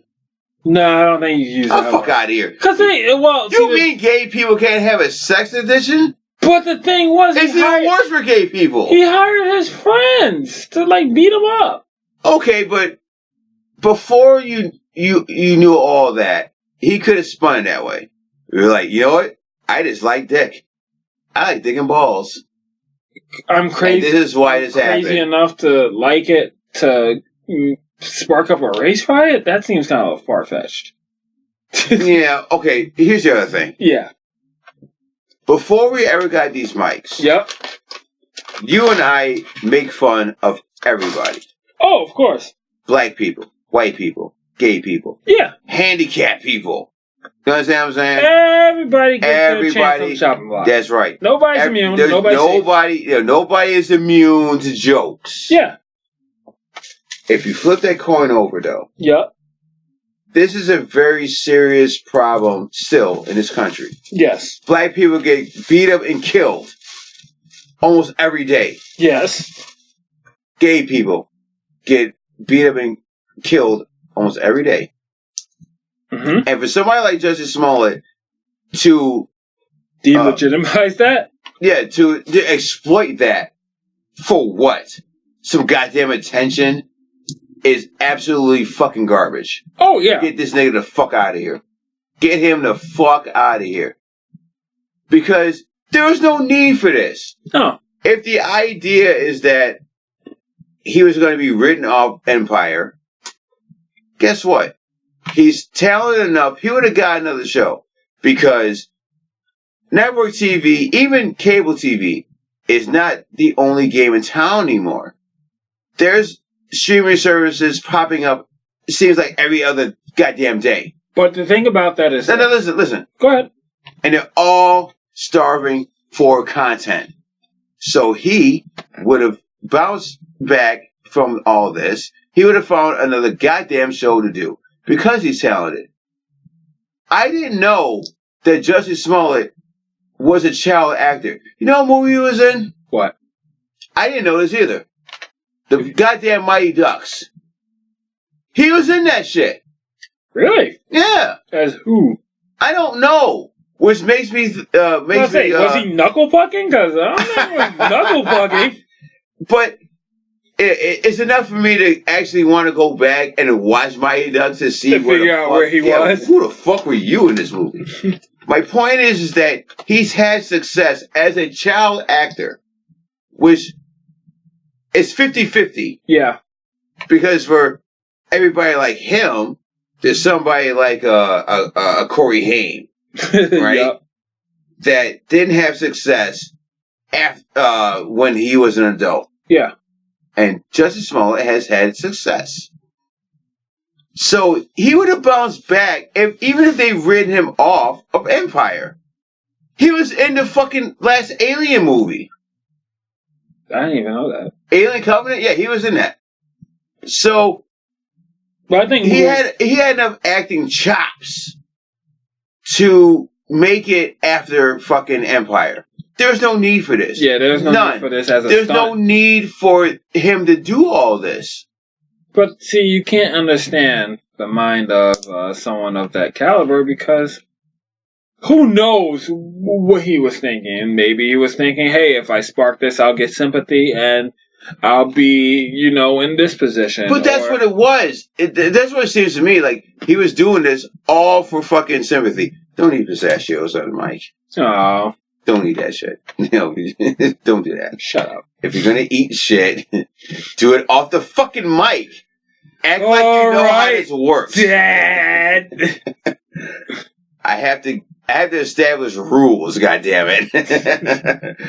But no, it's such bullshit. Get this motherfucker the fuck out of here. Get him out of here. Yeah, no. I definitely agree with the fact that they're gonna have to write him off of the show. Well, they are. He's got to go. Well, they are. And Empire. He's got to sit in the corner. He's got to sit at the kids' table for a bit. Maybe even slap his plate on the floor and say, "Get down there and eat with your man." But at the end of the day, he's gonna have to get his hand slapped. He'll be out of a few gigs, but he'll come back. I think, like you said, he'll come back. No one in Hollywood worth their salt ever stays gone for that long. So well, Fox already got him the fuck out of here. He has been fired from Empire. All right. Which makes me want to go back and watch that show now because I haven't watched it in quite some time. You haven't watched it in a bit. Yeah, I do want to go back now and see how they write him off the show. Yo, meteor from the sky hits him and he dies, or he's really like the last cousin of the son of Krypton. I say it's a car accident. Car accident, like he got T-boned on his way to the studio to do this album that's never coming out. Wearing mom shoes. Because that was always the running joke about Empire. Oh, that he's constantly gonna. Everybody constantly has an album coming out, but they don't ever release it. It's bullshit. It's bullshit. Hit pause. All right. Because why? You have to go to the bathroom? Fuck yeah.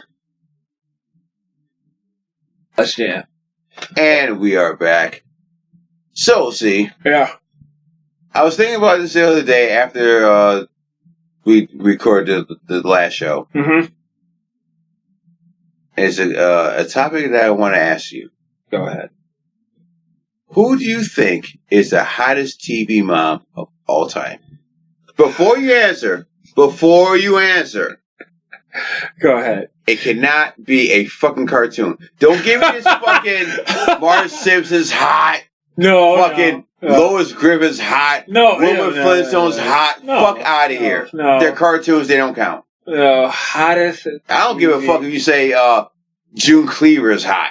Hottest TV mom. Okay. So. I'll give you one. Go ahead. I was talking about this topic with one of my coworkers. Who's around the same age as me. And he said Lucille Ball is the hottest TV mom of all time. She was a mom? Technically, she was. Because you go back and you watch I Love Lucy. It was one of the first shows, I think, maybe even the first sitcom to talk about pregnancies. Because she was, pregnant with Ricky Jr. Yeah. Did she ever have Ricky Jr. though? Yeah, she did. She did? Yeah. Okay. Man, I didn't watch a lot of sitcoms, right? So, hottest TV mom. Man. I honestly don't know. It's like, alright, I really gotta dial it back. Because all of these moms, I was a kid at the time of the really big heyday. Okay. Did you ever have a crush on a TV mom? On TV I can tell you mine. No. This was so easy for me. I really didn't. Because they were all like Aunt Viv and stuff like that. I swear, if you say Aunt Viv was yours. No. But no, it's like as I go through the Rolodex, right? The Full House had no moms, so strike that show off. Except for maybe Uncle Jesse's girlfriends don't count. Okay, they were not moms. I can tell you mine right now. Go ahead, tell me yours. My pick, Peggy fucking Bundy. See, that's a good fucking pick, though. Yeah, let me tell you why. Number one, she was always down to fuck, and she always played dress up. Yeah, but she was like that Costco dress up with the makeup kit that had. Doesn't matter. I don't know, man. She had this. I mean, I understand the appeal. I definitely understand the appeal because she was just she wasn't hot mom, but she was just she was just a hot skanky mom. She was just so. Kay Segal, when she did that show, was smoking hot. Her body was fucking smoking hot. And if I was Alan Bundy, that show would have been way different. It would have been married without children, and we would have fucked all the goddamn time. San Fernando Jones. All the goddamn time. Number two, I was thinking about this, would be the mom from Grounded for Life. I don't know her name, but she's fucking hot. You know what? I got one. Okay. I got one. What's her name? My Wife and Kids. Gina. Oh, Gina from Martin? Yeah, she was in My Wife and Kids. All right. And she wasn't bad looking. So if I had to pick, that was probably the only one where I was age appropriate enough to be yo, man, good looking mom. But the other ones were just oh man, you remind me of my real mom, or you remind me of the mom of my friend or something like that. We didn't get that MILF category until American Pie, when you had Stifler's mom. But she doesn't count. No, she doesn't count. That's not a TV mom. So when we had that, you then get Stacy's mom. She's got it going on and shit like that, right? So by that time, the MILF category was just still new. Okay. Everybody had they were still, I'm hot for teacher in your day. And if that was the case, I got a ton of teachers, but no moms, no TV moms, not the third would be the mom from the Goldbergs. I have no idea what that show is. Goldbergs? Yeah, Are the they a bunch of Goldbergs. wrestlers? No. That'd be a much better show. But the mom was Clementine in Reno 911. The blonde. You love Clementine. Absolutely. She's fucking gorgeous. But that's that. This is not a sports show. But when people do dumb shit, we do have to talk about it. Yes, we do. Yes, we do. So, I assume you know who Robert Kraft is. Fuck yeah. Mm-hmm. Owner of the Boston United. That is not true. He is owner of the Kraft Macaroni and Cheese. Yeah. And he's owner of the recently new Super Bowl champions, New England Patriots. But you know he does own the Overwatch team. So he this past weekend, he was charged with soliciting a prostitute. Now, when this in Jupiter, Florida, which sounds fucking made up. Jupiter, Florida sounds like a town in a fucking Elmore and Leonard. Yeah. Like, well, I gotta whack this dude in Jupiter, Florida. That sounds like a Twilight Zone episode. Yeah. The Jupiter Hotel is out of this world. So, I'm not gonna spend too much time on this, but we have things we can talk about. Right. But here's the thing. Yes. Number one, I can't believe that we live in a country where prostitution is not legal. Okay, so we'll talk about the Kraft case before we hit that point, because that was because it's part of it. Yeah, no. I'm saying prostitution is a very victimless crime when you think about it. I'm saying that we'll get to that point before we get over one.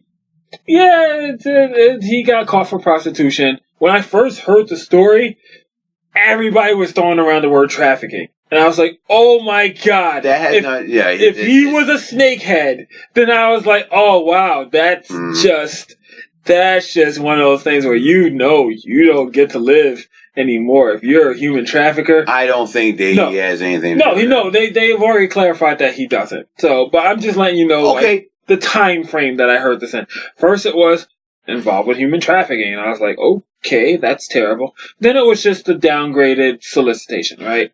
Now, we'll get into this point of legalized prostitution in a second, but my stance, and I'm sure you probably hold the same sentiment, is that consenting adults already have sex with things given. Mm-hmm. You bring her some flowers, you bring her a gift, you bring her whatever. Yeah. That's kind of not a business transaction, but it's a transaction nonetheless. Broad spectrum of the understanding, right? Now, I mean, should he have done this in Vegas where it's legal? Yeah, he should have. But at the same time, guess what? I don't fault the guy for wanting to get his beak wet. I don't fault him for, wanting something possibly, out of his, general attractiveness level, because he's an old ass dude, but he has a stack of money. Guess what? It's fine by me. But that's my goddamn point. No, I know that's your point. That's my second point. We should take that. That's my second point. Is that if I'm a fucking billionaire, I'm not going to go to a place where illicit activity is going on. I'm not going to go there. Yeah, you don't pick, the massage parlor with the questionable bead curtains. These fucking, these fucking thought pockets have to come to me. They gotta come to my goddamn house. It's funny because you gotta Grubhub that shit. We were talking about this, right, on the site. And someone actually made a really succinct point. Where they were like, yo, whoever organized this, and of course it wasn't him on his cell phone, it was an assistant or an intern, that dude is dead. He's not fired, he's dead. Okay, so that's one thing. No one should know what Kraft's favorite ice cream is. It should be that big of a secret. Cause this is some bullshit. This is some bullshit. No. In the Rock, we both live in the Rock City. Yeah.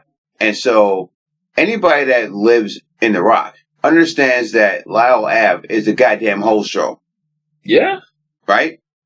If I'm a billionaire, I'm not going to fucking Lyle Ave for this shit. You're gonna buy the classy cat and no, I'm not even.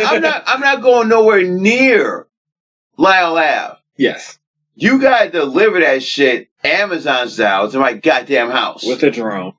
With a fucking drone. I don't give a shit. Yeah. Yeah. This is bullshit. Here's the other thing.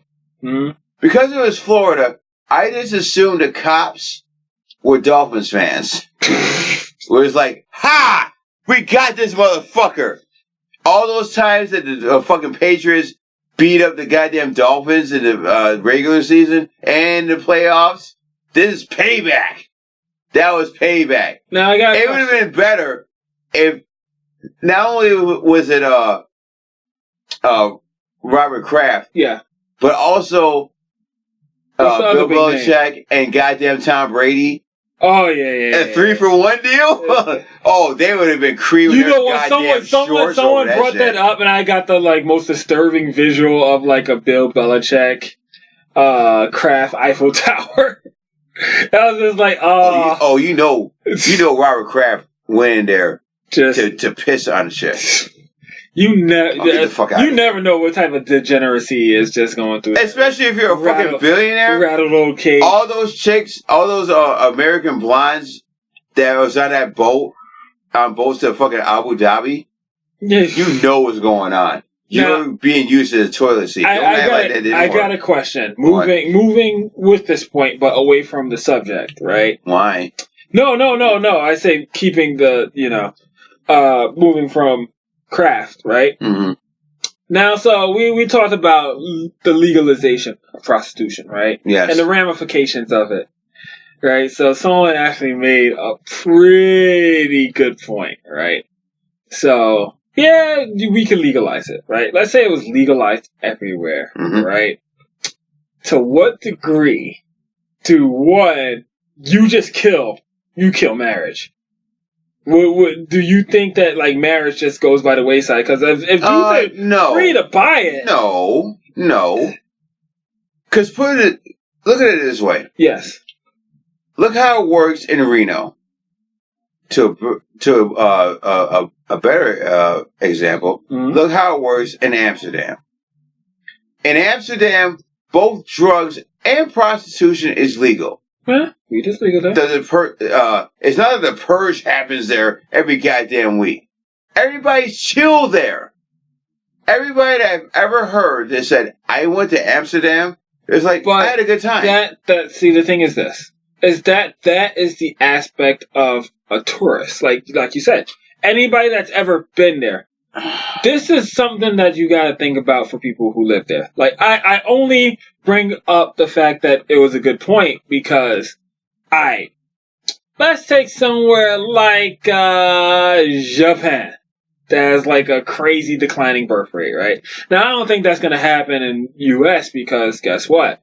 Got a fuck ton of people and someone's gonna shoot up the club eventually, right? But the normalization of prostitution could be a thing that becomes a detriment. No.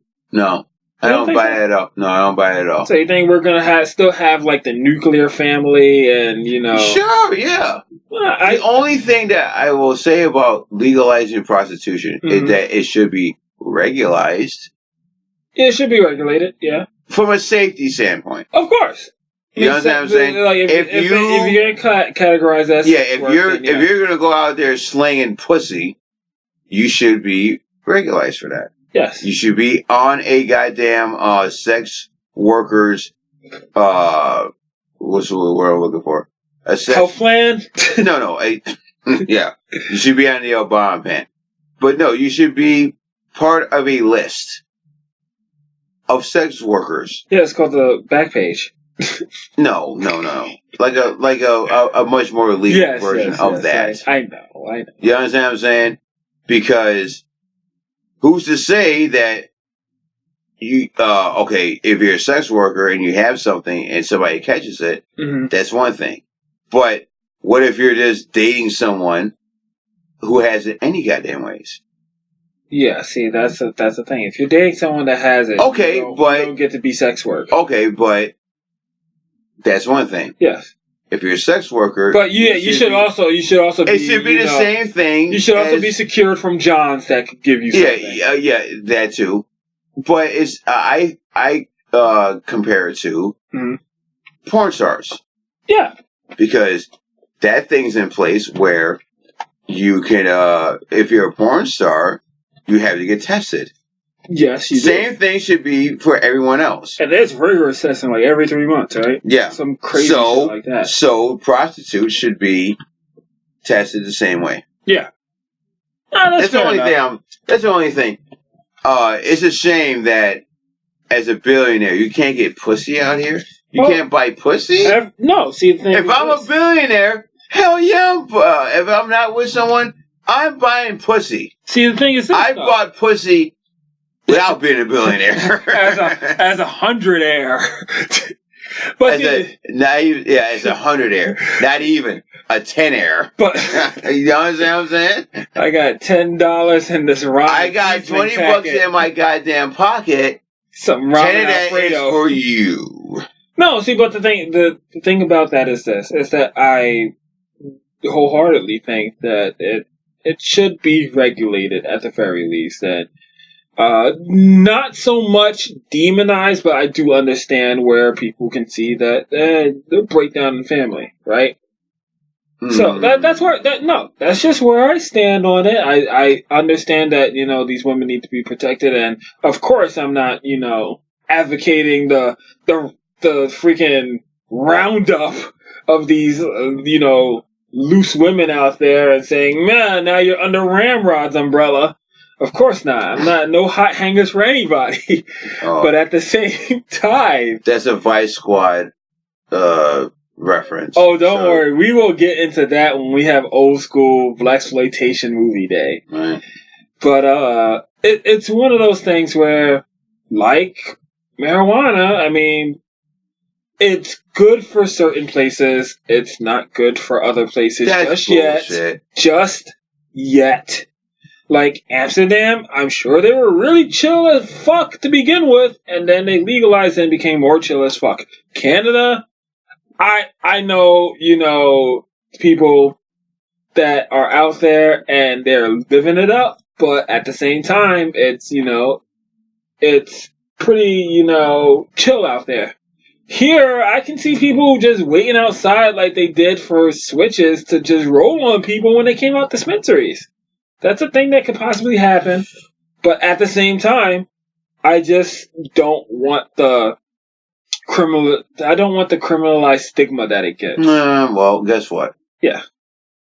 There are two things in this world you're never going to stop people from doing. Getting high and getting laid. Yeah. That's so true. You might as well make that shit fucking legal.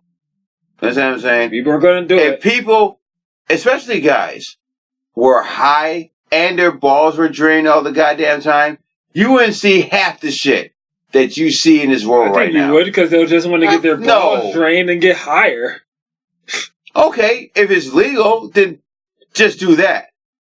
Don't shoot up a goddamn school or a club full of gay people. You know what I'm saying? Fair enough. Yeah. You got anything else? Me? No, I don't really have anything else. All right, I got two last things, and we'll get the hell out of here because it's over 2 hours. Yeah. Wow. Records, right? So I got a bit of wrestling news, not a whole lot like last week. All right. But I have two things from Monday Night Raw. Do you know of the two big returns that happened last night? Nothing. Okay. So there were two big returns last night to Monday Night Raw. Mm-hmm. The first one was your boy, the big dog. Oh. Well, Roman Reigns. I thought you were going to say it's 6 time. I thought they got Johnny Mo back. That's no. Never. He's on Subterranean Lucha. Yeah, he's in Impact still. Oh, Impact. But Roman Reigns, as you might or might not know, and some of these people out here might not know, back in the fall, he announced that he was battling leukemia. Yes, I do remember this. Hot bones. Hot bones. Connor Award winner. Yes. Well, he came back last night on Raw and said that his remission? is in remission. Yes. Nice. And he's good to go. Good now, for him.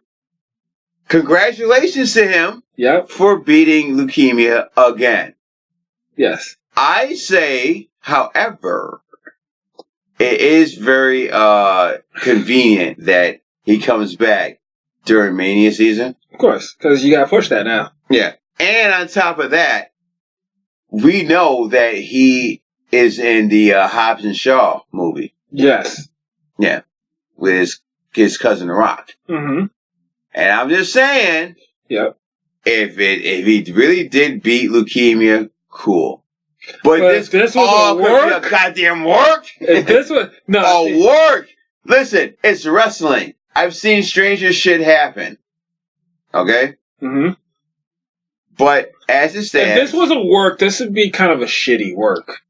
I think what they're doing is they're taking a real life thing and they're gonna weave it into their storyline because let's be honest, their storyline is kind of weak. He could have Jussie Smollet this shit. That's all I'm saying. I don't think you dream up Quado growing on you. And why? They knew that he had leukemia once. It wouldn't be beneath WWE to say, "Oh, let's take him off of TV for a couple of months." Say he had leukemia and then bring him back for Mania. Okay. I'm not saying that's what happened. That's what happened. I'm just saying it is a TV show. It is a TV show. And you know what?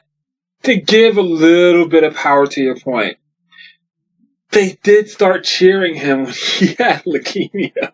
And they cheered him when he came back. So you can instantly turn the person that you want to be your brand's image into the image by giving him cancer. If they did that, and this was just a work, kudos. Because guess what? You're telling a story, and your story hinges on the believability. I put too much vodka in this goddamn drink. Well, finish it. Shut up. So that was the first big return. The second one, God, took a lot of people by surprise. Yes. Unless you've been watching this for the last few months, and you could saw this coming. But the other big return is your boy, Drax the Destroyer. Really? Batiste quick? The Animal. A.K.A. Big Dave Batista. Wow, okay. So, at the end of Raw last night, in Shoot World, in the real world, happy birthday to Ric Flair. He turned 70. He's still alive? Yeah. Think about that. We almost lost Ric Flair. Man. And he's still kicking and alive at 70 years old. So, Raw had this big Ric Flair birthday celebration. Okay. There's all kinds of people out there. Who popped out of the cake? Well, nobody popped out of the cake. Well, they had a cake, but nobody popped out of it. Well, what they did do was have some of his greatest rivals in the ring. Oh, okay. Like Ricky Steamboat. Yeah. Sting was there. Really? Yeah. Sting was his rival? Yeah. Okay, continue. As a matter of fact, Sting won his first belt off of Ric Flair. And matter of fact, they headlined the first Clash of Champions. Anyways. Yes. So, everybody's out there. All the fucking talents out there. Yep. The music plays. Everybody's waiting for Ric Flair. No Ric Flair. Oh, what the fuck's going on with Ric Flair? Yeah. So they go to the back. And there's Dave Batista. Dragging a goddamn camera guy with him to film him beating the shit out of goddamn Ric Flair in his dressing room. Which, I guess he beat the shit out of him. They didn't show it, but he beat the shit out of him, because it's PG. Yeah, of course. You know what I mean? So, he drags Ric Flair out, beaten up, toe chopped, tuned up, Left for Dead. All right. And he looks at the camera and is like, "Do I have your attention now, Triple H? Huh?" Which this sets up a match between Batista and Triple H at WrestleMania, which I'm totally fine with. Is it a crazy leather strap match? I don't care. Is it a tornado? I don't care. Is it a tornado child custody match? I forgot to say that with Roman Reigns, if they book him in the title match with Brock Lesnar and Seth Rollins, I'm totally fine with that. Too many cooks. No.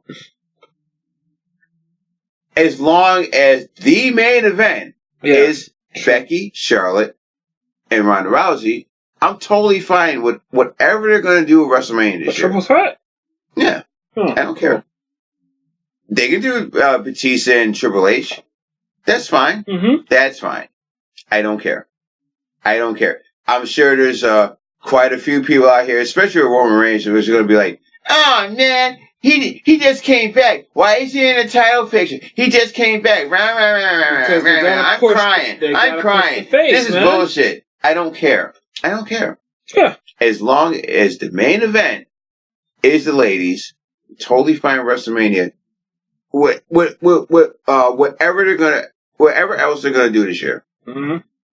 That's all I got for that. I hate to take a piss break during a main event match, but might have to. No, I don't think you're gonna last. No, I won't, because that's a day before I hit this. I gotta jump back in the saddle. That's a day before a work day, homie. I don't get to take off for those special nights. Take that fucking day off. Take the next day off. Are we gonna do a special cast for that day? Is the question. We talked about this last week, and as it stands, since we are on YouTube, yes, we will do, hopefully, a Drunken Mania podcast. Drunken Mania podcast, where you get to hear almost, Jesus Christ, how long is that show now? Like 5 hours? It will be 5 hours. Oh, fuck that. You get 5 hours, and that's just the main show. You get like 2.5 hours of good, solid content. No. Yeah, we're going to do 2 hours. We're not going to be on this mic. We talked about this last week. Yeah. I'm not going to be on this motherfucking mic for goddamn 7 hours. Are you kidding me? We got to enjoy the show. But before it devolves into complete nonsense, we will give you the best commentaries. If they did listen to the podcast last week, we already talked about this. We're going to do it in 3 parts. Oh? The first part. Now I don't even remember the shit we talked about. The first part is when we're all together, hopefully, and we're going to give our predictions of what we think is going to happen at Mania. The second part is going to be halfway through the show. Yeah. At the Hall of Fame ceremony. Right? True. The third part is going to be towards the end, during the main event. So they're going to get a live reaction from us during the main event. Yes. Whatever the main event will be, hopefully it will be the ladies. And that's Drunken Mania this year. That will be Drunken Mania this year.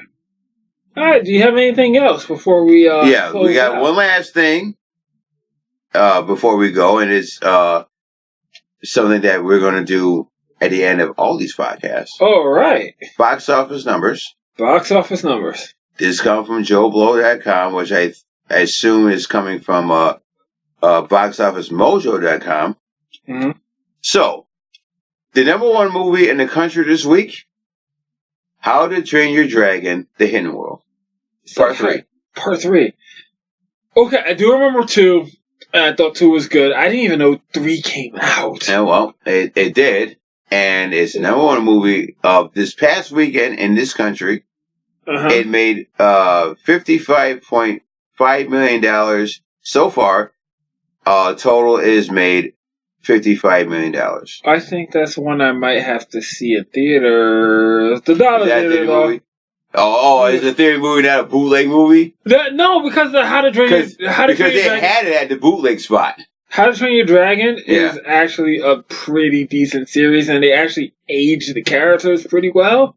where, you know, the main character went from, like, nebbish, fucking child nebbish, being meek and mild and shit like that, to, like, pretty dope-ass, like, yo, I'm a fucking, like, Viking dude that has a dragon, and my dragon's the most kick-ass. So I do want to see how the third movie goes, but if I faintly remember the trailer, it's mostly like that scene from The Lion King that I was talking about earlier, where it's like the dragon meets a lady dragon, and now like he has to like deal with relationships and shit. So it's like the part 3 of every movie series where there's an unnecessary love interest that's gonna ruin everything. Everybody remembers season 3, right? Yeah, just like that. Okay. Well, the number 2 movie of the country this past weekend was the number 1 movie last weekend, and a movie that I talked about earlier on the show. Yep. Alita Battle Angel. Yeah. Like I said, for the fact that you didn't like it, it is getting rave reviews, and I gotta check it out. Fuck out of here. That movie made $12 million domestically. Domestically, it has made $60.6 million. That's foreign? That is not, no, that's just here. Domestic? Domestic. Here's the thing. It broke records in China. Oh. It made $63 million over there. So altogether, it's made over almost $130 million worldwide. All right. You know. Yeah. Great. Okay.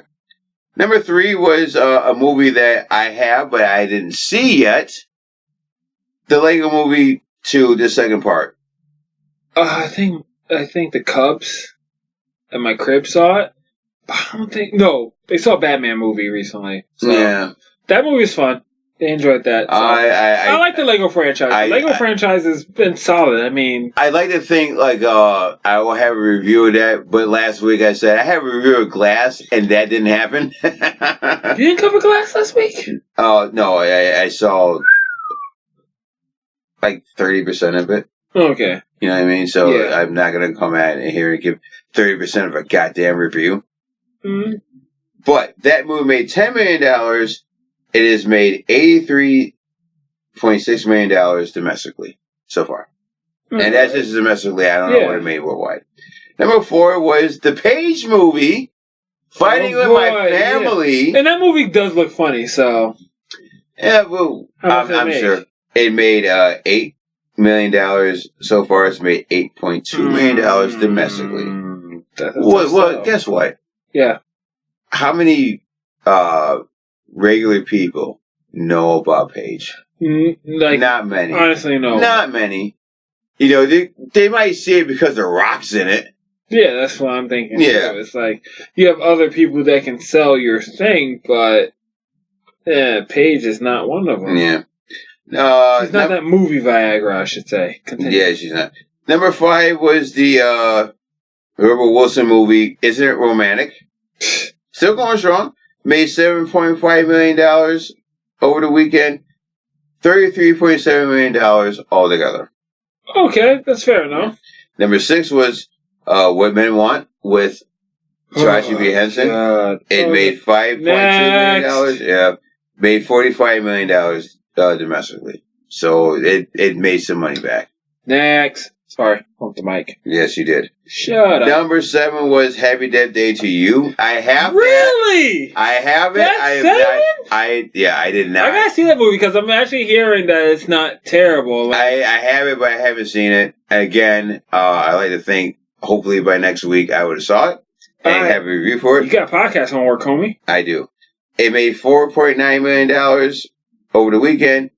Altogether, it made $21.6 million. So I assume because it's a horror movie, it probably made more than it cost to make it. Yeah, of course. Yeah. It's paranormal activity effect. Yeah, so.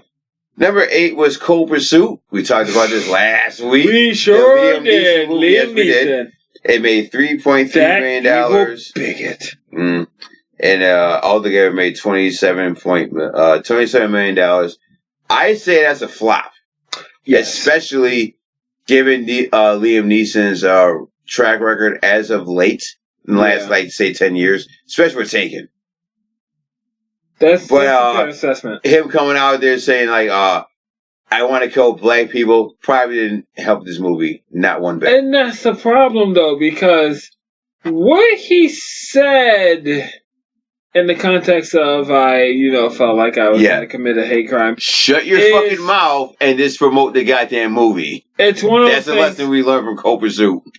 It's one of those things where it was, everybody would share your sentiment, but you are stupid to say it. And that's the thing. It's like, when you're up at the top, you don't get to say so much shit. Mm-hmm. But when you're at our level, you get to say all the You get to say all kinds of shit that you want. Because we're not starring in any movies anytime soon. Except Den of the Crab People. Or Zombinatrix. Or Zombinatrix. Right. Also, soon to be in theaters. No. That movie's coming in 2030. I can't wait till next recording when I can talk about Den of the Crab People and Zombinatrix. Well, you did. You talked about that last week. Lightly. Oh, you got more notes of that? Oh God, I told somebody about that and they're like, How about you save it for like the when we do running commentary? Yeah, fair enough. Come out. Then you can sit here and regale the crowd with your thoughts of why this movie, both these movies exist. Need to be made? Yeah. Why? Not that they got made.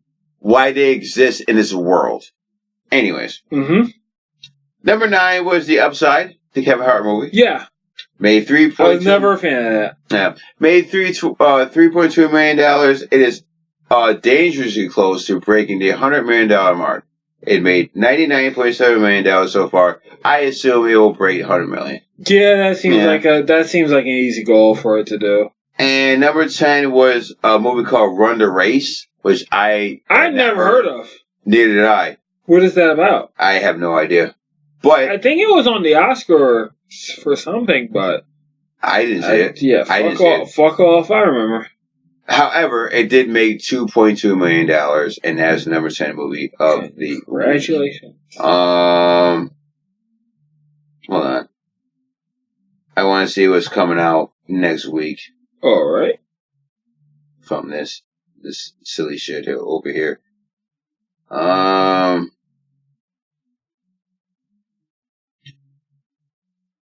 well. Yeah. How to Train Your Dragon. Yeah. Comes out officially this Friday here in the States. Sweet. And Friday My Family expands 2 more theaters. And that is it. That's it. Box office numbers. That is it. All right. That is it. So as we close out tonight's podcast, I have a question. Sure. What do you plan on, 1, doing with your week, and 2, is there anything that you're looking forward to this week? I'm looking forward to getting the new previews catalog tomorrow. All right. Watching more Umbrella Academy. This is the thing. And I was talking about this with my therapist today. Yeah. Because we have this podcast now, I know that I have to watch and read more shit. And I can't do that. Yes and no. Well, no, I can't do that if I'm sitting here stressed out about my day job. Okay. You understand what I'm saying? Yeah. It's like, instead of being stressed out about my day job, I need to do more research, watch more stuff, read more stuff to talk about on this podcast. So, yes, I'll make it my mission to watch more episodes of Umbrella Academy. Watch a few more movies. I do have Lego Movie Part 2. Okay. Happy Death Day, Green Book. I do want to see that, hopefully, for next week. And that's about it. What about you? Me, okay. A few things that I need to really hash out. 1, I'm not sure if anybody knows, but I dabble in a little bit of candy making. So you talked about it last week. Okay, well, I plan on doing a little bit more of that. What are you making? I plan on making some homemade Starburst. Should be getting. No. No, you made homemade fruit roll-ups, which came out really, really good. Yeah, I do homemade fruit roll-ups. That's actually something my better half does, and that gets taken care of by her. But I also did Snickers and all sorts of stuff. So this next project is something I can't actually wait for. That's something I look forward to. I do plan on perusing Netflix because I really gotta start building my Summer of Seagal catalog. That's gonna be happening more sooner than later. And then I also need to start really building up a musical catalog. Now, I say this because I listen to a lot of old shit, right? Mm-hmm. And I listen to a lot of old school shit because that's pretty much what my coworkers enjoy. But I also noticed that I've kind of been missing out on some new shit that's dope and some pretty popular songs. Like, it's like, okay, so we listen to top 40s at my job on Saturday and Sunday. And so I get, my generic fix of top 40s music, but at the end of the day, I really don't know what's out there. So I'm really trying to build a catalog of things for, to enjoy. So I've been working on that, and that's pretty much going to be my week. I'm probably going to put down the books and just start listening to as much music as I can. Other than that, that's it. Well, ladies and gentlemen, that does it for us.